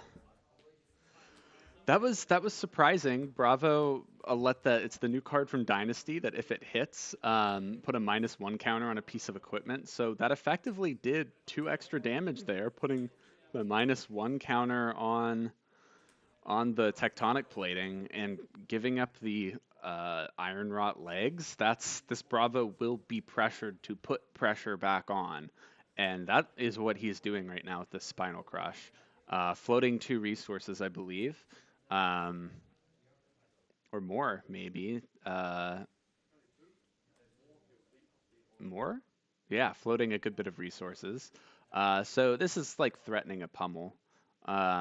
And this puts Lexi in a weird spot because Lexi, can't block that well anyway. And so gave up one card. And I think that was a smart play, kind of recognizing I'm not going to stop the crush from happening, really. So what I'm going to do is I'm just going to take the crush effect and play out a single arrow and arsenal something. And hopefully, maybe the following turn, I can get a big handoff. And what that banks on is the Bravo, drawing into a turn that he can't present a really threatening on hit with, which with current Bravo lists, they have a lot of cards that do that, right? So what is that in his hand? To disable a Showtime? No, okay, so the Bravo blocks 2 and doesn't have a surge up. So this next turn, I wouldn't be surprised if the Bravo just makes a seismic and swings for 6. And that is the kind of turn. No, a Command and Conquer. Okay, so another threat that the Lexi has to block, lest they lose the Arsenal. If the Arsenal isn't that great, then maybe the Lexi will be okay with just saying, oh, well, it's an Endless Arrow in Arsenal. So the Lexi might be okay with giving up the Arsenal if the Lexi's hand is really good. But again, here we're probably just going to see another a 2-card block from Lexi. And, oh, there are 2 cards in this Arsenal. Okay, so the Lexi's going to block with 2 cards. Yeah, can't let that Command and Conquer hit. Oh, the Pulse is in there. Yeah, okay. So yes, she has to keep that. Because the Lexi gets the when Lexi's hero power is activated, she can flip a card in Arsenal, and if it's ice, it gives a frostbite, and if it's lightning, I believe it gives the next attack go again. And so we get the frostbite and the endless arrow. And what the frostbite is really going to do here is it's going to punish the Bravo if the Bravo was relying on like 0 cost D reacts to stop this endless arrow, right? So now the Bravo has to pitch to play a Fate Foreseen or a Sink Below. And so we're going to see the equipment come out. Crown of Providence is such a good card. Helps a lot of decks, especially helps Bravo. Here we see gives Bravo a 5-card hand while blocking that endless arrow. And now we'll see what Lexi can do with these remaining 2 cards in hand. Whew. Commentating is hard. I didn't realize how hard it was. I'm already yawning. Hamstring shot. Against Bravo, that on hit isn't super threatening. Paying 1 more for your next action. Bravo has a lot of blues. Maybe that'll interrupt a really wide Bravo turn, but probably won't really get in the way of what the Bravo is trying to do. So, but we'll see. We'll see what this Bravo does. Bravo's equipment is already pretty low, and that can be very bad news against Lexi. Often if it gets sort of later on in the game and you need a pivot turn, you really want that equipment up. But here the Bravo is not going to have that. So the Bravo blocks for 6, and blocks with a Crippling Crush. Or blocks for... No, just blocks for 3, excuse me, with a Crippling Crush. So I wonder what that Bravo kept in hand. We'll have to see.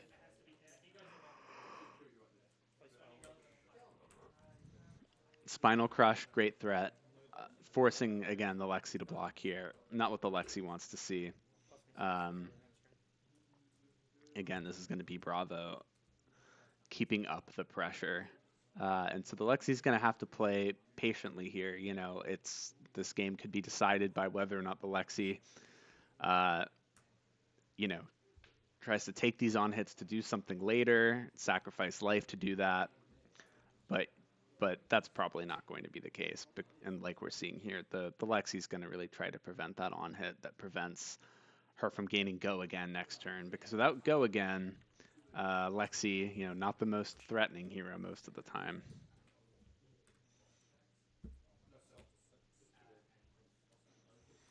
Fatigue shot. So if it hits Bravo's attack action next turn, gets halved. The power gets halved.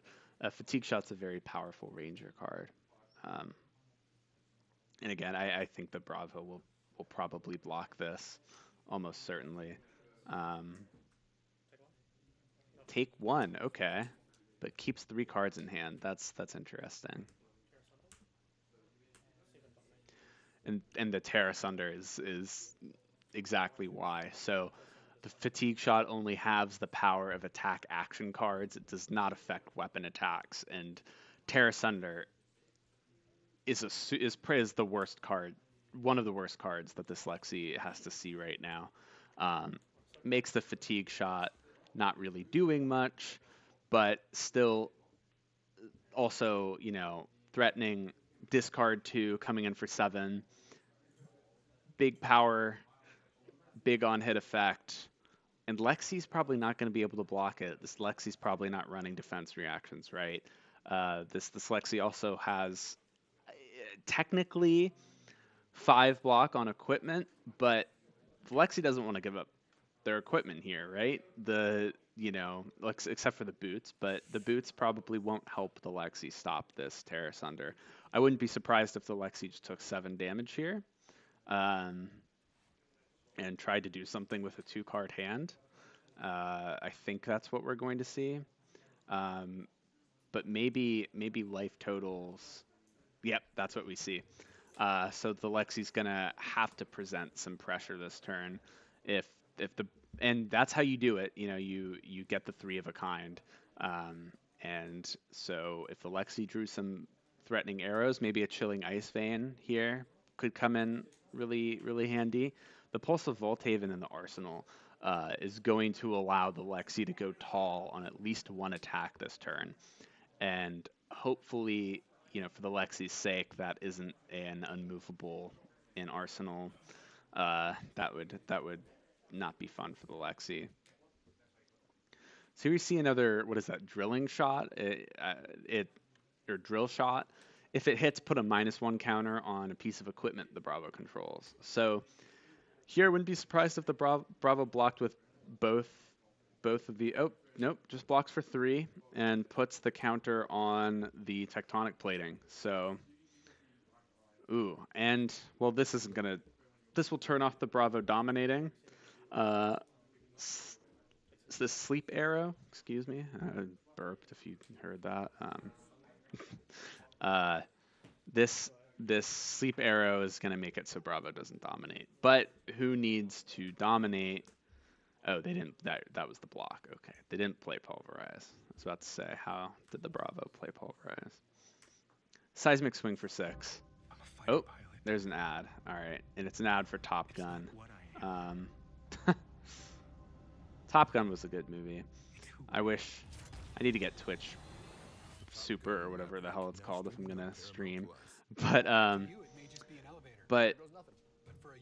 and the Bravo pummels the Anathos. So again, the Lexi, I think, correctly chose to take the Anathos because she said it's just 6, or he said it's just 6, but turned it to 10. The 3 of a kind turn here, though, is going to threaten a powerful turn, and we see the fused Chilling Ice Vein.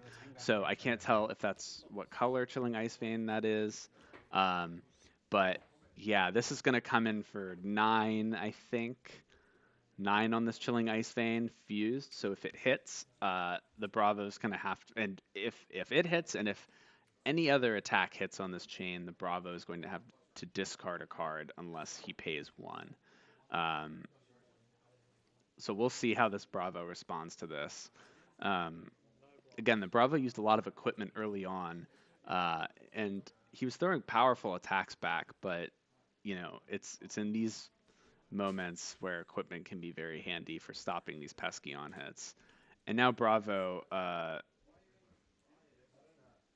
well, he's gonna have to pay, right? He's probably gonna pitch a blue so that he can just sort of take the rest of these on-hit triggers to the face for the rest of the turn, right? If you don't block that first one, you're not probably going to block, or at least you're hoping you won't have to block the rest of what this Lexi's going to throw at you. And you can just use the floating resources from that blue pummel. He can afford to pay for 2 more on-hits, essentially. But I don't know if he can just tank that, depending on what this Lexi has, right? Bolton shot is not what the Bravo wanted to see here. So this Bravo has to block this Bolton shot, right? If he doesn't, he's threatening another arrow potential, or the Lexi's threatening another arrow. I just saw your comment. Thank you, in absentia 7. Glad you're appreciating the commentary. Sadly, it's just me again. Wynton had to go make dinner. I say, why eat when you can commentate, Fab, right? Why eat when you can commentate, Fab? Swing for 4. I'm sure the Lexi will just take this, unless their hand is especially bad and they can just throw 3 block in front of it. But there's no pummel threatened here. This is just 4 damage, no matter what. And so, okay, the Lexi is throwing a card in front of it. So this next turn from the Lexi then is probably not going to be the spiciest turn, because the Lexi is saying, I'm going to value my life. I need as much life as I can going into these following turns so that I can present more damage later. The Lexi activates the hero power, turns up the card in Arsenal. It's an ice card. The Bravo gets a Frostbite token. And yeah, the Lexi's just coming in for 4 or 5. I forget exactly what's that. 4. The Lexi's coming in for 4. Again, not, the Bravo is not that afraid of that, right? Depending on what's in the Bravo's hand. Bravo can potentially come back for a lot of damage. Like a Rouse turn here would be just brutal. Oh, we see a Crippling Crush and an Unmovable. Yeah, I mean, a Crippling Crush here is just so devastating, right? There's not really any good ways Lexi can block that. And so really the Bravo is in the driver's seat right now. But I believe this Lexi was on stream earlier, and we saw this Lexi take the tempo back from a Bravo that gave it away a little too easily, maybe. Easy for me to say on stream, though. But yeah, that's a great point. Dragon. I actually don't know how to pronounce your name, Trent. I'm sorry.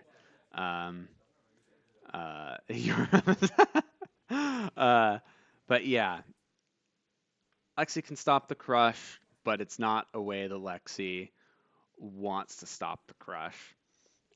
Trent, your name is Trent. I will call you by your name, Trent.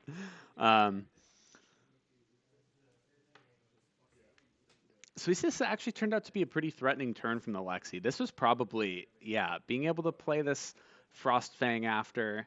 The Bravo's going to have to eat a little more damage maybe than he wanted to.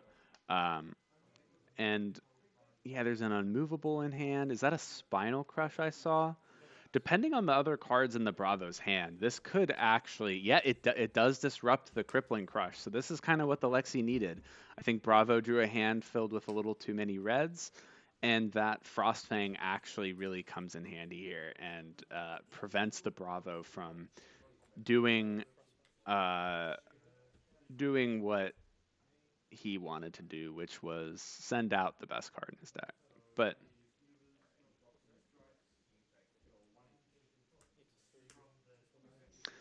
and this makes a lot of sense for the Bravo to do this. I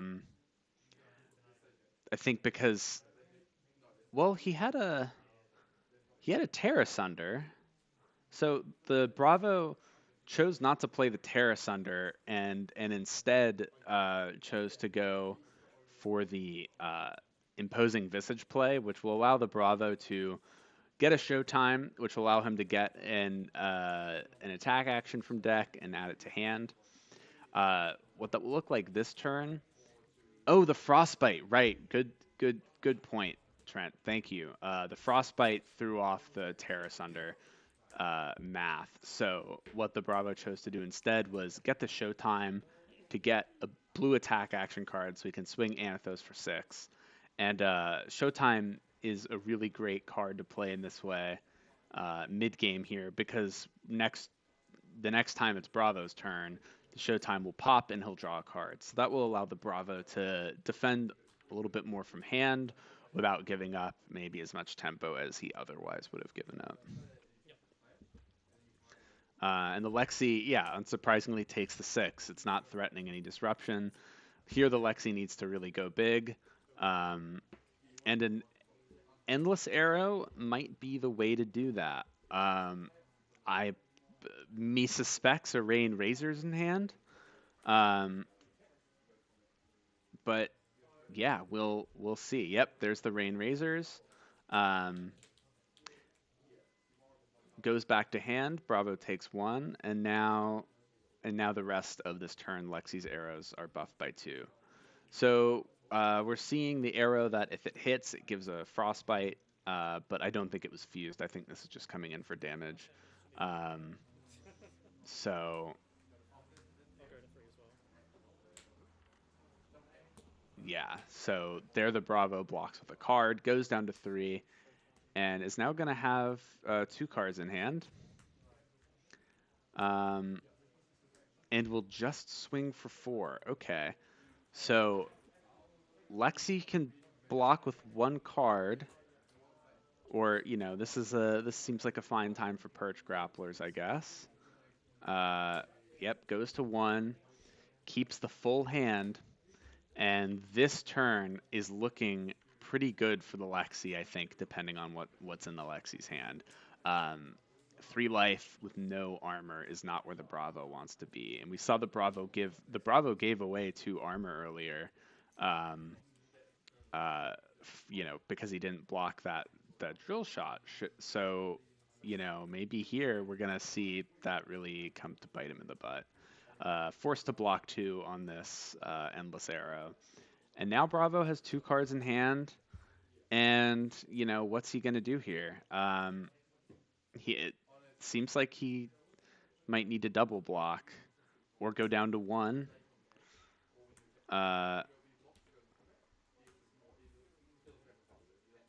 Interesting. Okay, so he had the D-React in Arsenal. That was key. Comes in for 4. The Lexi, again, I think will probably have to give up an equipment and 1 card in hand. Yeah, the sync was that was close.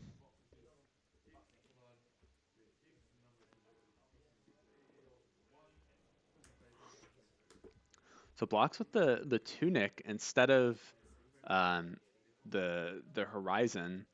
I guess yeah, you don't want to lose block value by overblocking there with the Horizon. But he was gonna have a Tunic counter, so that's not it's 1/1, but the Tunic counter I believe would have been up. So he's gonna maybe miss that.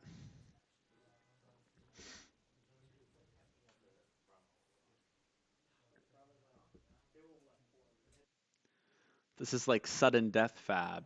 Both players 4 cards, no arsenal, but 1/1.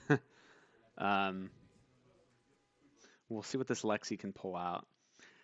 I don't think it will be too hard for this Lexi to force Bravo down to 0 cards on his next turn, but I think that would mean the Lexi would not have an arsenal. So I wouldn't be surprised if we just see ourselves in this exact situation in 1 turn cycle, unless he has a 3 of a kind. That is not what the Bravo wanted to see. I would be surprised if the Lexi doesn't push through at least 1 damage this turn. Yeah. 3 of a kind is not what the Bravo wanted to see here. Yeah. But we saw this Bravo play really aggressive early on. He used 2 pummels on 2 Anathoses, and he used a red pummel turn 1 to force through 4 damage. Not sure that's how I would have played that. I think, you might want to save that pummel for, a different scenario. And here we see Lexi get to keep an arsenal. Yeah, this is not looking good for this Bravo. This Lexi is eating Bravos alive today. But the Bravos they seem like they haven't had a ton of practice against Lexi, because we've seen some questionable blocks, some questionable maths coming out of the Bravo. And he drew the oof. And that's game. Lexi taking down the Bravo. So this Lexi's made it to the finals of this Pro Quest. That's awesome. Lexis are showing up for these big events now, it seems. And they have Bravos on their the target is on Bravo's back. Um, Looking back at that game again, I think that Bravo made a couple really questionable plays early on, just like in the game we saw previously in the Dory Bravo game on the Dory side, some questionable blocks early on really made these late game scenarios tough for that Dory and then for this Bravo here. So yeah, this is tough. Tough for Bravos. But hey, we have Alexi in the final. I wonder. Let's see what the other game is. Um, it's Ryan versus Kieran. Kieran was on Briar, and I forget what Ryan was on. Um,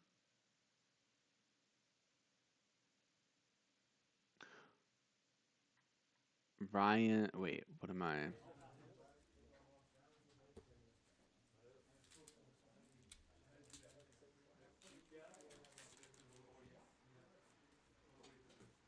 So it's going to be a Briar. Wait, why am I having trouble finding this?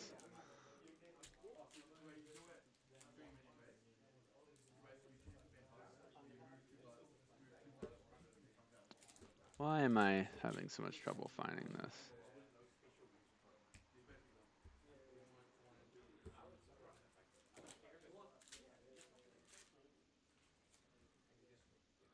Oh, Ryan was on a 10-point lead over Kieran. Okay. Well, will the final be Bravo Lexi as well? Here we have opening opening the victory packs, getting that Soraya sleeves with that prizing. Yeah, that was some salty pack opening we saw. That's for sure. Um, yeah, I think it's a rematch. It's a Bravo Lexi rematch. Maybe this Bravo will take out the Lexi. Or maybe we'll see some more questionable blocks happening later. Who knows? This is exciting though.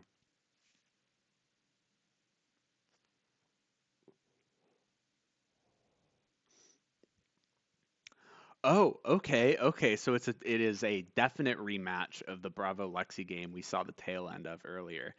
Maybe the Bravos learned some things in the intervening games. Maybe reflected on some of the really aggressive plays they were going for.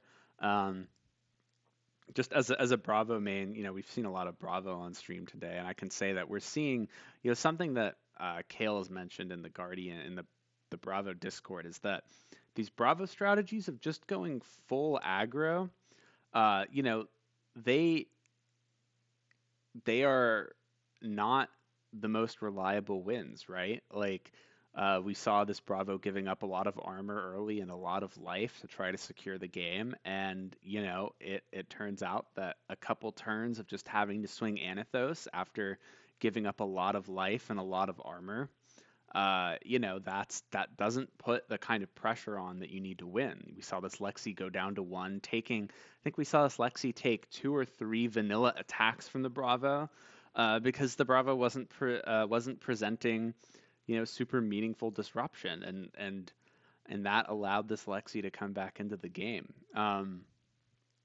The We saw 2 red pummels played on Anathos swings to push damage, but for a lot of Bravo games, it's not about pushing. Well, every game is about pushing damage because you win by getting the other person to 0. But we see if you're pushing damage on these naked Anathos attacks, you're not doing what you need to do to make sure the other person can't do anything back, right?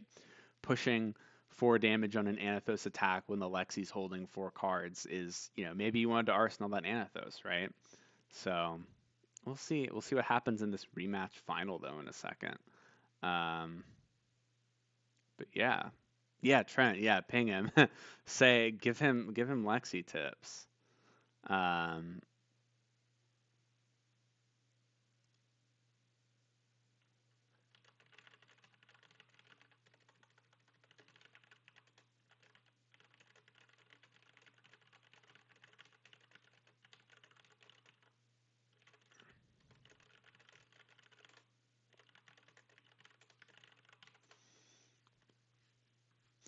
Might be having someone else hop in, cast with me, hopefully.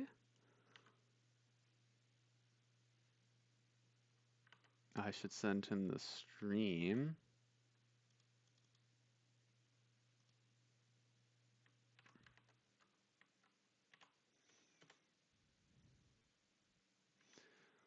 Boom, boom. We will be right back. They say, we know not to trust them. We know not to trust them.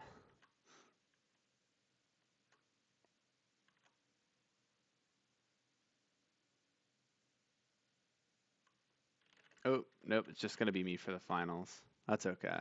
That's okay.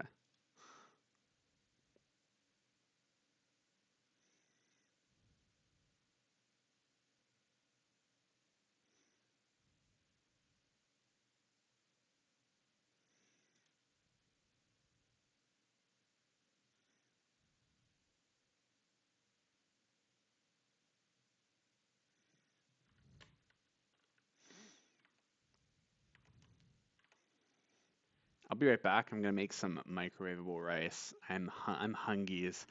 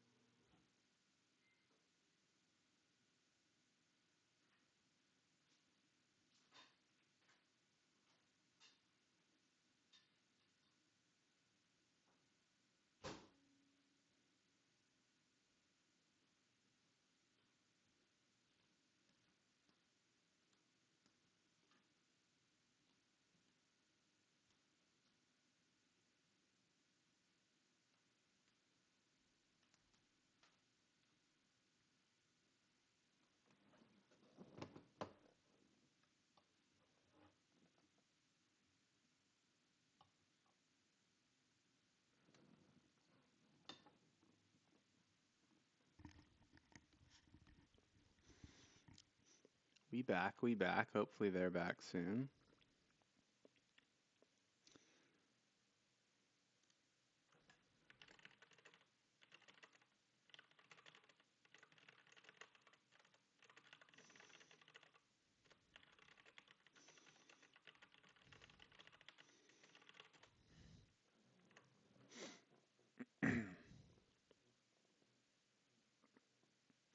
Super excited for this final game, though. Super excited for it.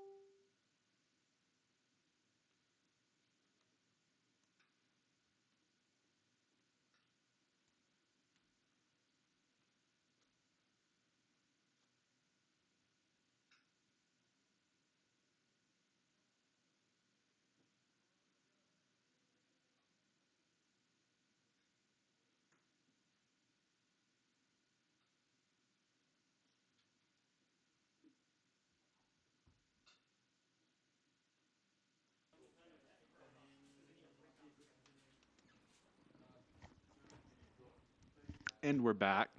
Hashtag vape life. We're here with the finals.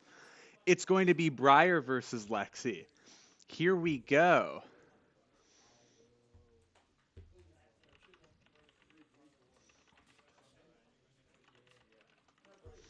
Here we go.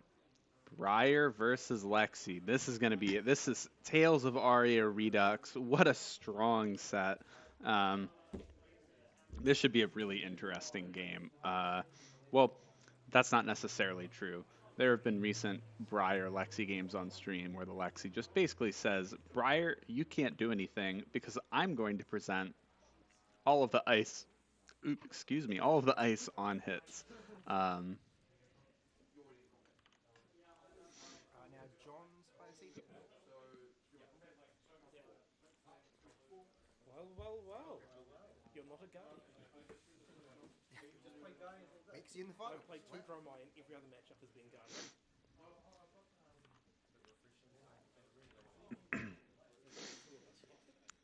Briar versus Lexi. So this could put Briar over the edge. This could mean Briar Living Legends. It all rides on this game. This game actually has some stakes. This game has some nice, rare Kobe beef steaks.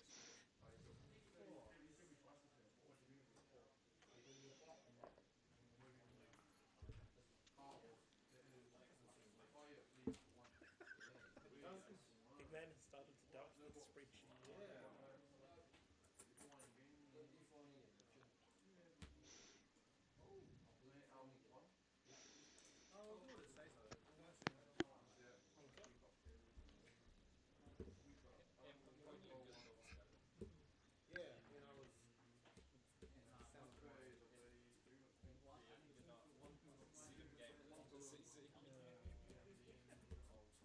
I seriously thought I'd lost that last game when I drew 3 sync blows all at the same time. Then just line up perfectly, eh? I was just like, I'll slam these down. Oh wait, no, dominate.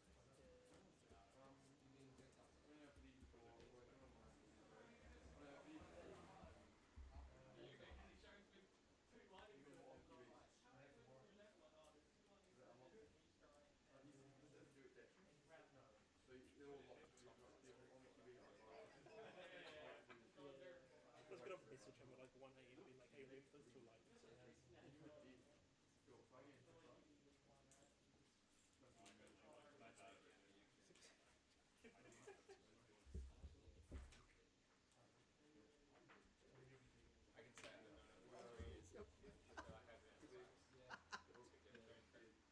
too late. I feel like the entire Wynton community is able to give me shit for my end game rumination.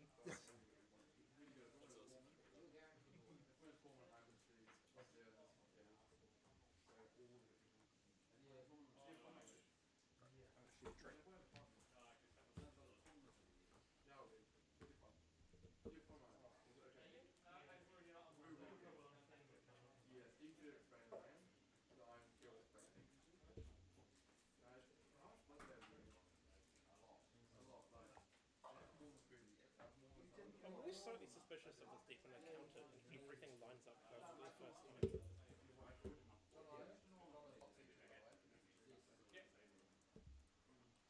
Don't mind me eating my...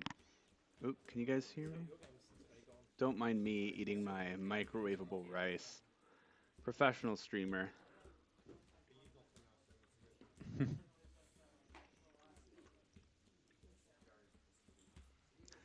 Your Briar might be killed here, or might attain the status of living legend. I guess not killed if it's living legend, but, you know, killed for your competitive purposes at least.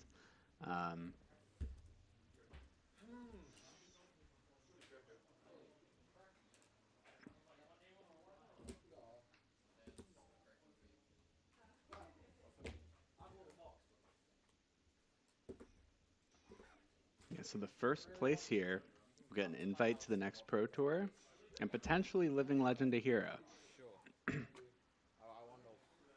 So at least from one side, what this matchup will be determined by is whether or not Lexi can get strong starts with those ice disruptive arrows, right? If the Lexi can get a strong start with those ice disruptive arrows, and oh, it doesn't.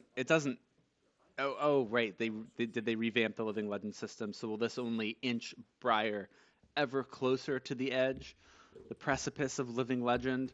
It'll get it closer. So that's something, I guess.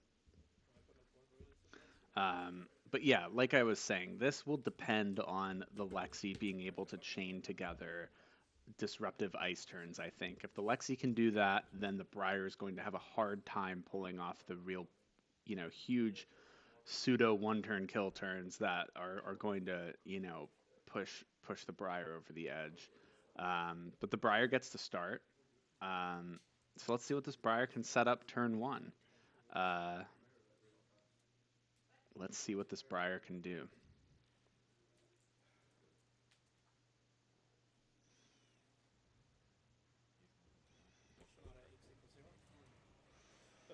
Sonata turn one.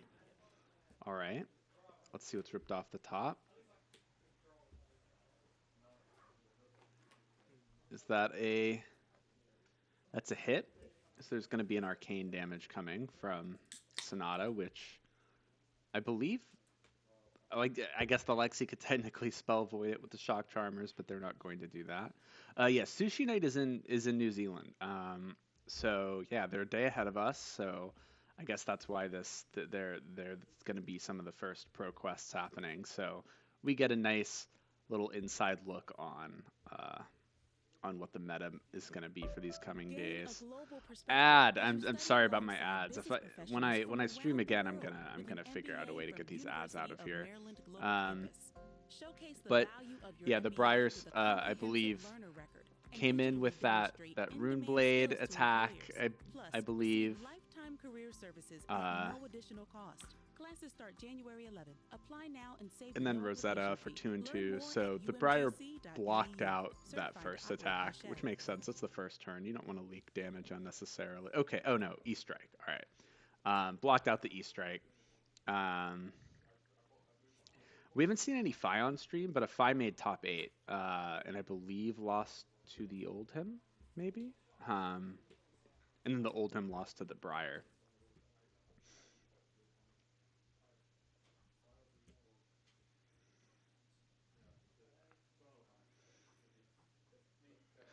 So we have an Endless Arrow in Arsenal.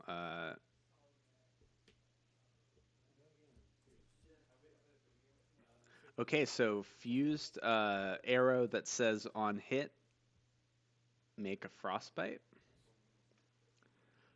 Which, for some heroes wouldn't be the worst thing, but this Briar, yeah, blocks with, what is that, a Bramble Spark and a, shoot, what's that card called? The card, the modal, or not the modal card, but gains go again if you make an aura, +1 if you make another aura, etc. But going vexing something? I forget what it's called. But coming in with an Endless Arrow after. So, if this hits, it goes back to hand. We'll see if the Briar wants this to hit. Well, I guess they don't want it to hit, but we're going to see if the Briar will let it hit. The Briar's already blocked with 2 cards, so their turn going forward, unless they, can string together a real spicy couple, 0 costs will probably be a pretty underwhelming turn. And did that ice arrow let's see. So yeah, that card is whenever an attack deals damage, create a Frostbite. So if this Endless Arrow hits, I believe it's going to create a Frostbite for the Briar, and that's just going to make the turn even less impressive. So yeah, we'll see what happens.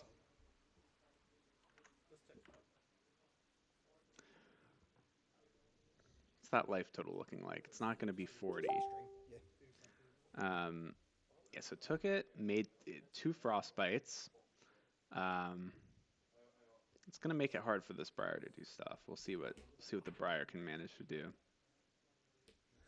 forgot he has shock charms. I can't see it under the glare. Oh no! Or one frostbite, right? Yeah, only one hit. I have the attention span of a gnat after 8 rounds of Yeah, Sushi. right. Like at this point, need like some caffeine. They want to do something.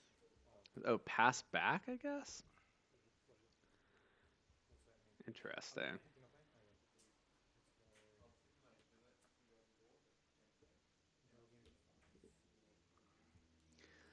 Again, here more, it's not the most disruptive effect from the Briar, but this hamstring shot is going to say if it hits, their first action next turn will cost one more, which in a deck like Briar's, that's, you know, that one can really throw off the math for the entire turn and really prevent the Briar from doing something big. So we'll see what the Briar does here. You know, again, it's not the most disruptive effect, so yeah, we'll see what the Briar chooses to do.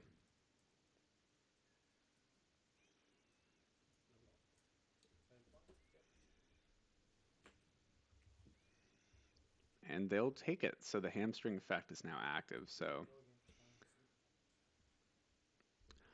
ooh, no hero power on the Briar's turn if this sleep dart hits.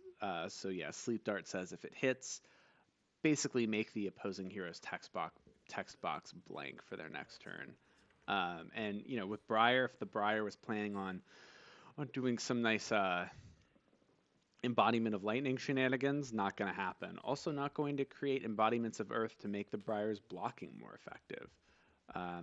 Comes in with another arrow, the endless arrow, and that's going to get some equipment, I think. And a card. So again, here we're seeing the power of this Ice Lexi against the Briar deck. They're presenting these on hits that are making the Briar's math a bit harder. But the Briar, you know, they can't just not block it, right? That would be too much damage and too much disruption. So we're gonna see what the Briar's able to do now. Gonna pay 2 for this Ravenous, or pay 1 for the Ravenous Rabble. Was there a there was a Frostbite. So gonna pay 2 for the Ravenous Rabble. I think coming in for 4. I didn't see what card was revealed off the top there. It's going to be 4 go again, most likely. And unless the Lexi has a pretty bad hand, I can't imagine the Lexi blocking this card because Briar has some slightly more threatening cards that can come later in the turn, right? Like a snatch at the end of the turn. The snatch will be what this Lexi wants to block with like a card from hand and the, you know, Perch Grapplers or something. Yeah, I would be surprised if the Lexi blocked this.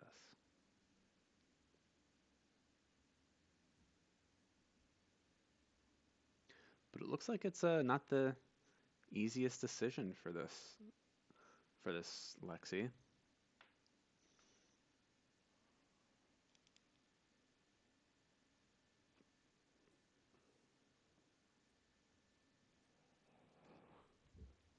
Vape Life.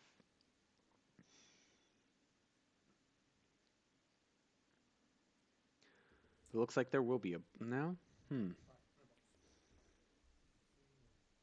Yeah, so not going to block it like I thought. That would be a strange block.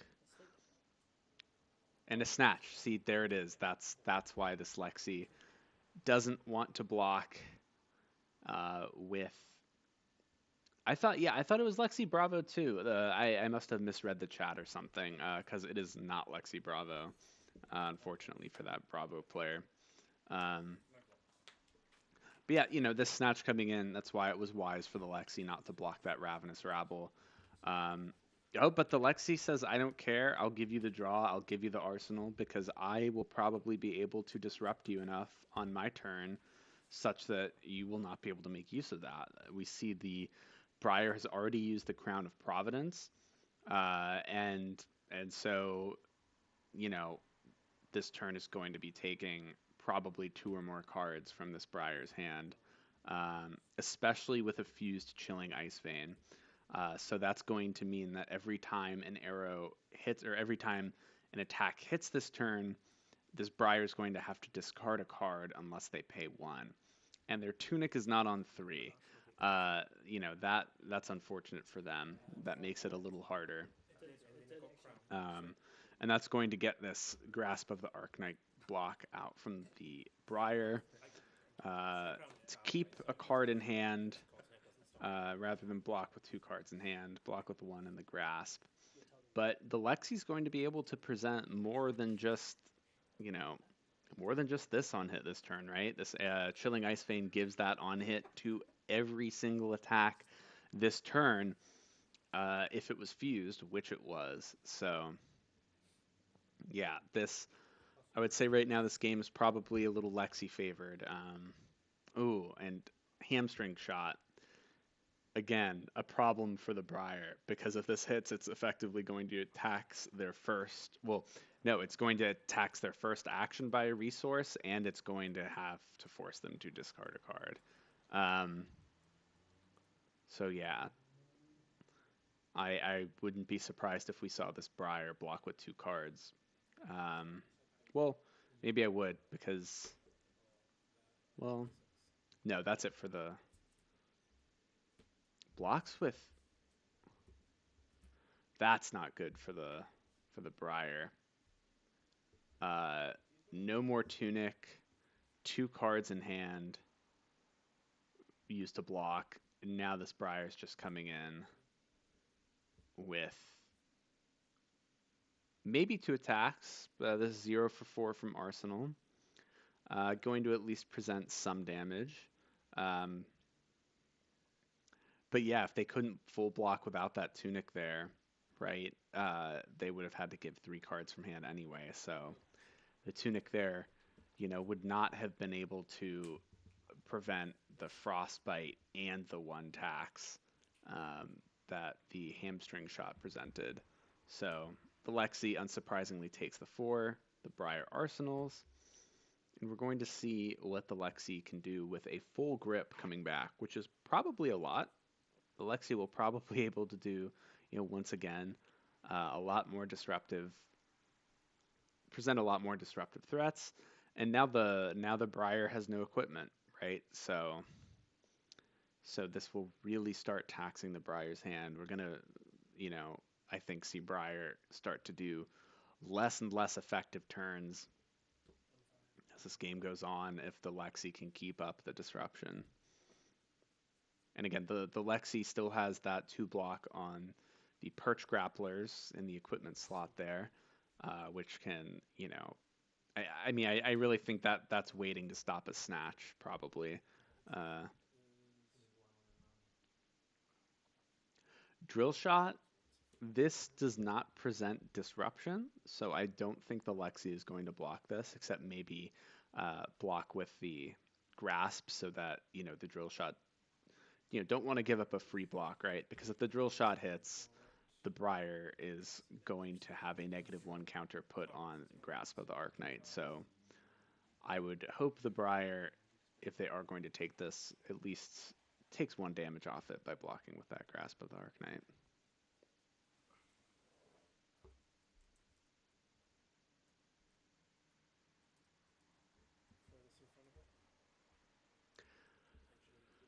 But the Lexi, and that's what the Briar does. That makes sense. And the Lexi having to pitch that red Hamstring Shot for this, maybe this won't be the biggest turn for the Lexi, right? Maybe this is where we see this Briar able to come back, keep maybe a 3-card hand.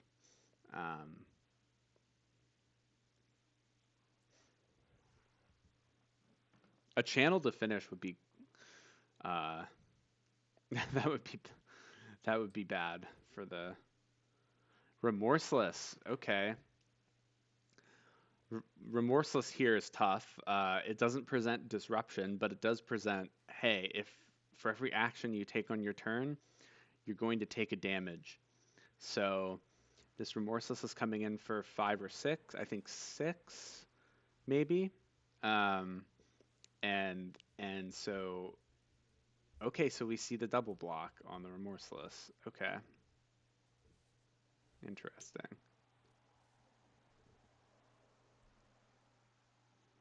Let's see what the Briar can do with 2 in hand, 1 in arsenal. Oh, okay, so the Scar for a Scar, 0 for 4 with Go again. That's going to be a decent start to the turn. Gonna get this Briar an embodiment of Earth token, which says my non-attack actions block for 1 more. This is the card I don't know. I think it just came in for an Arcane and maybe 3 or 4 damage. So, yeah, 3 in an Arcane. Again, that's going to be something the Lexi can take. And yeah, that turn, the life totals are favoring Briar right now. But if this Lexi has a big turn here, it could change those life totals very quickly. Okay, 3 and 1 Arcane, no Go again. Thank you. Yeah, that's what that did there. Arcanic Crackle. Yeah, all those Runeblades cards have like the same name, and they're all purple arcane swordman do things. I didn't see this fused, but that would be surprising. So maybe it was fused. If it was fused, then this is, presenting frostbites on hit. If it wasn't, this is just going to be damage, and yeah, the Briars looks like he's just going to take it.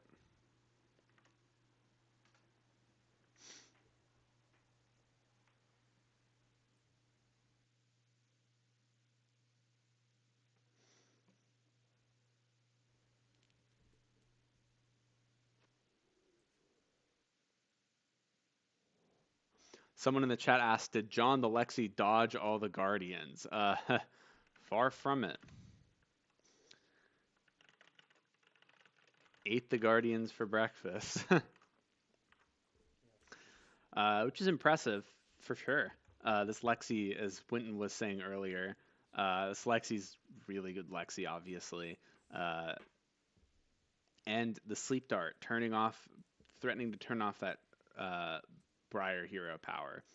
Again, I mean, the hero power can come in huge, right? Like the embodiment of lightning can make your turns explode, but Briar can also do a lot without the embodiment of lightning. So I think here the Briar is just going to take this. And if the Briar blocks just for 3 with for 4. Right, because of the embodiment. And there we see the power of the embodiment. A 1-card block.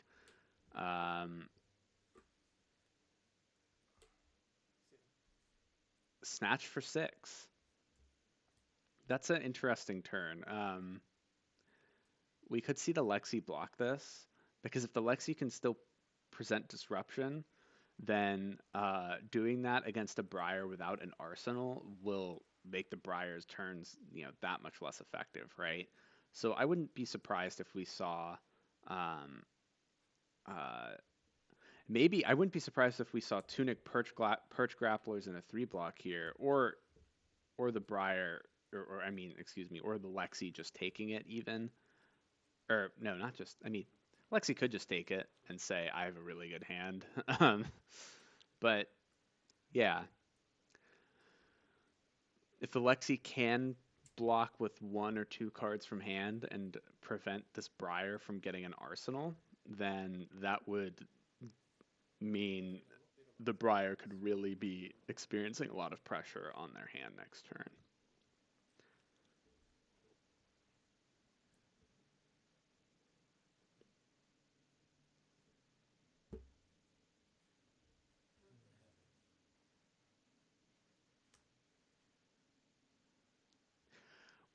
Regardless of how this matchup turns out, though, Lexi winning a Pro Quest would be very cool, and Briar winning a Pro Quest would be meaningful for the Living Legend points that the Briar would gain. So,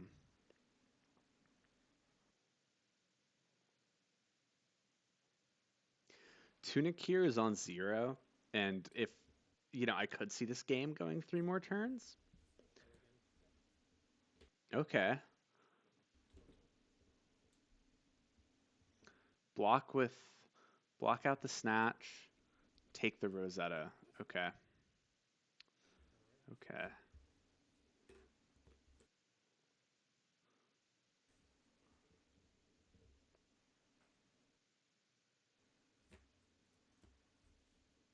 This is a scrappy game because we're not really seeing either player able to do huge things, right? Like, I think the largest damage turn we saw this game was maybe like 14 or 15 from Lexi. Not really that high. Briar, maybe unsurprisingly, uh, against Lexi and the Ice Lexi disruption hasn't been able to do a lot. But here we see a turn that got Lexi there against the Bravo earlier, right? We're seeing Chilling Ice Vein fused, and then we're seeing a Frost Fang. So that's probably one of the most powerful turns this Lexi could have hoped for right now, right? Because the fused Chilling Ice Vein means, Briar, if you let this hit, you're getting a Frostbite.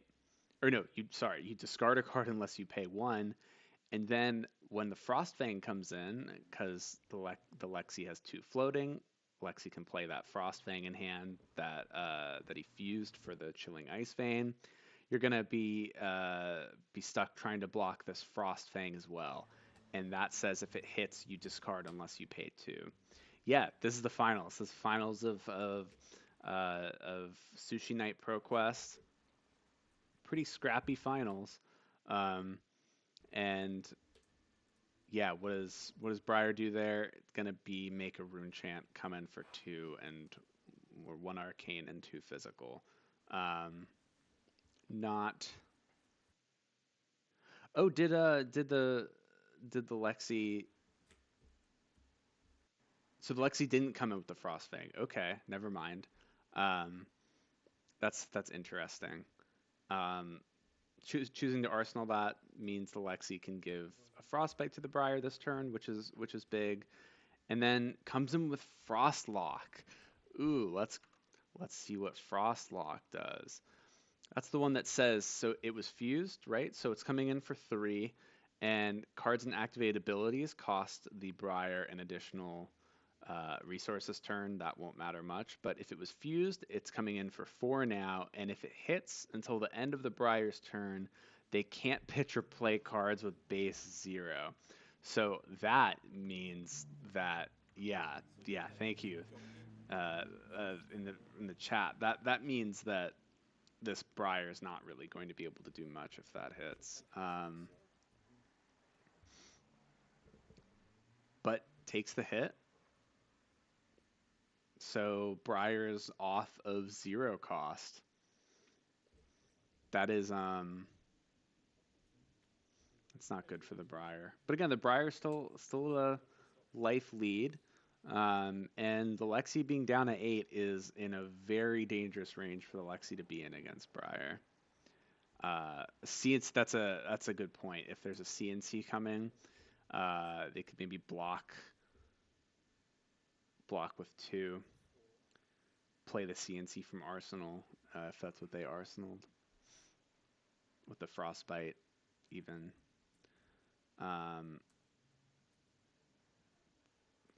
Is that Channel Lake Frigid played? If that Channel Lake Frigid is played, this Briar is not doing much. Yeah, so that might just be a Rosetta, a Grasp Rosetta play. We will see. Oh, it just draws up. Okay, interesting.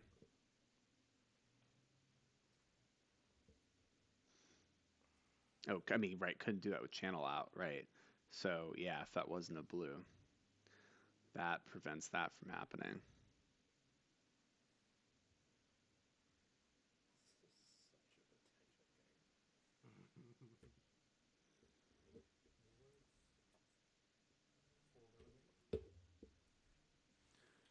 And here we see Endless Arrow.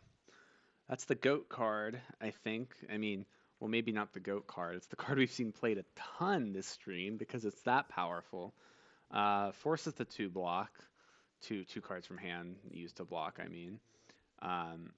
Bolt and Shot. Interesting. That I wouldn't be surprised if we also saw 2 cards used to block, just because Bolt and Shot getting to put an arrow in Arsenal, coming in with another threat. That could, if this Briar doesn't block the Bolton shot, that could be most of this Briar's life gone this turn. But we'll see what happens. Takes the Bolton shot. What does the Lexi put in arsenal? Chilling Ice Vein. Okay. So just more damage. I think the Briar would have to take this. Right, because if you're going to block this, you should have just blocked the Bolton shot and not taken that damage. So I think this Briar is just going to go... Oh. We'll see. We'll see, though.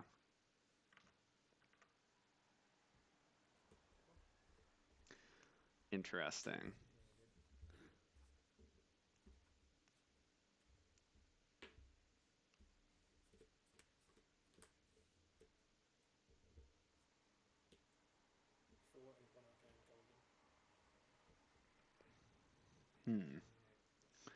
So playing a Bramble Spark and coming in for 4 and 1 Arcane. Takes the Arcane because unless he pops Shock Charmers, there's not a way to prevent that Arcane. So I guess here we're going to see Shock Charmers. I believe it has Spell Void too. That can come in really handy in the Briar matchup because then, in those later turns, being able to block the 2 Arcane on the Rosetta Thorn is going to be something that can really come in clutch here.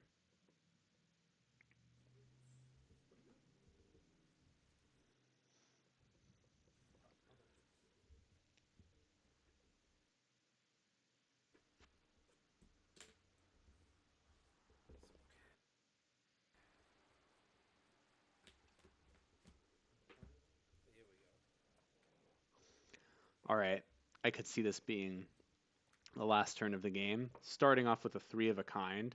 Very, very good card to have here. Played with the Tunic, so yeah.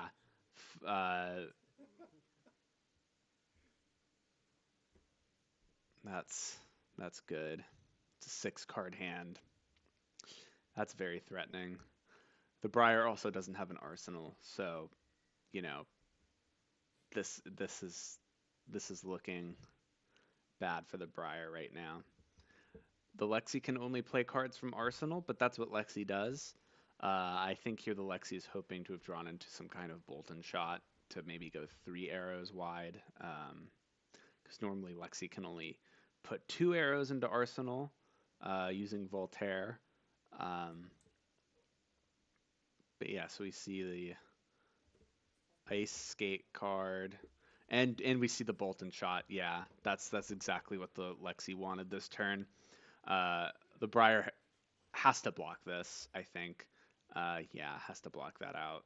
We haven't seen any Rain Razors yet, though. So if this is a Rain, if there's a Rain Razor in this hand, this Briar's dead anyway.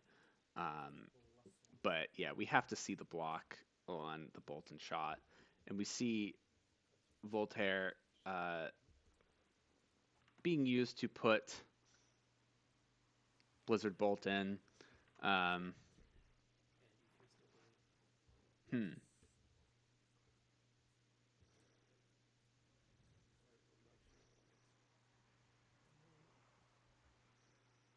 It's, one of the downsides of Ranger, though, right, is that you can always draw sort of awkward hands, right? If you don't draw into the proper arrows or the ways to, get those arrows in your arsenal, then you're limited in the threats you can push out. If with this Blizzard Bolt in hand, I'm sort of curious why he didn't play that first, because then if the Briar had let that hit, then, the Bolton shot. Well, the Briar has to block the Bolton shot no matter what, but this Briar's on zero cards now, so we're going to see the Lexi get to Arsenal and come at it again next turn.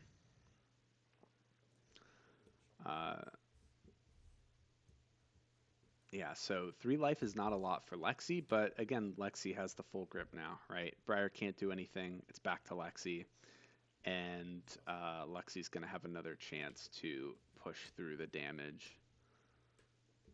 So let's see what this Lexi has.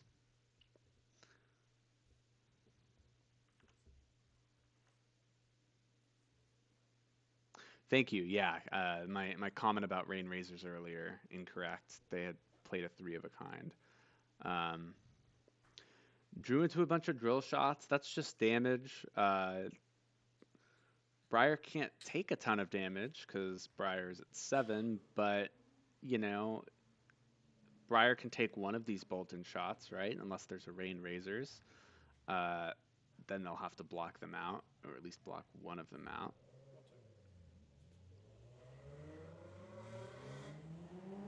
There's a very loud car driving by Sushi Knight.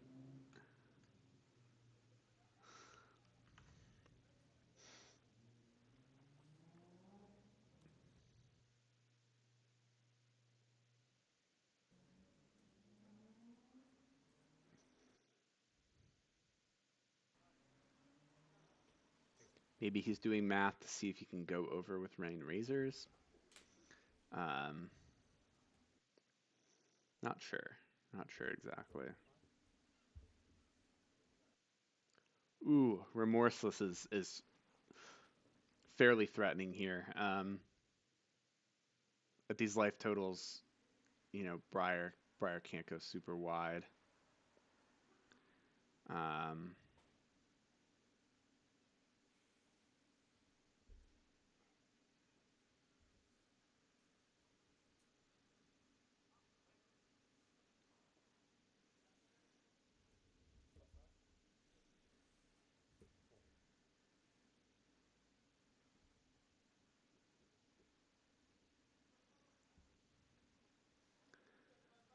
And it looks like this drill shot will be game, right? Shock Charmers for the win. All right, drill shot came in, didn't block. We used Shock Charmers. That was an awesome game. Wow. Well, thank you for tuning in, guys. That was really cool. We saw Lexi take down a ProQuest, which we don't get to see that often. We might be seeing that a lot more as this ProQuest season develops, though. This was super fun. I might, if there are more ProQuests being streamed in the coming weeks that don't have commentators, I'll probably throw them on and try my hand at commentating again, and hopefully find someone else to talk with to make it less boring, less of a monologue for you guys. But yeah, thanks for tuning in. Super well played to John. That was an awesome run. Ran through a bunch of Guardians, so it wasn't an easy field for John at all. But yeah, I hope you guys have a great night, and hope to see you back again sometime soon. Peace.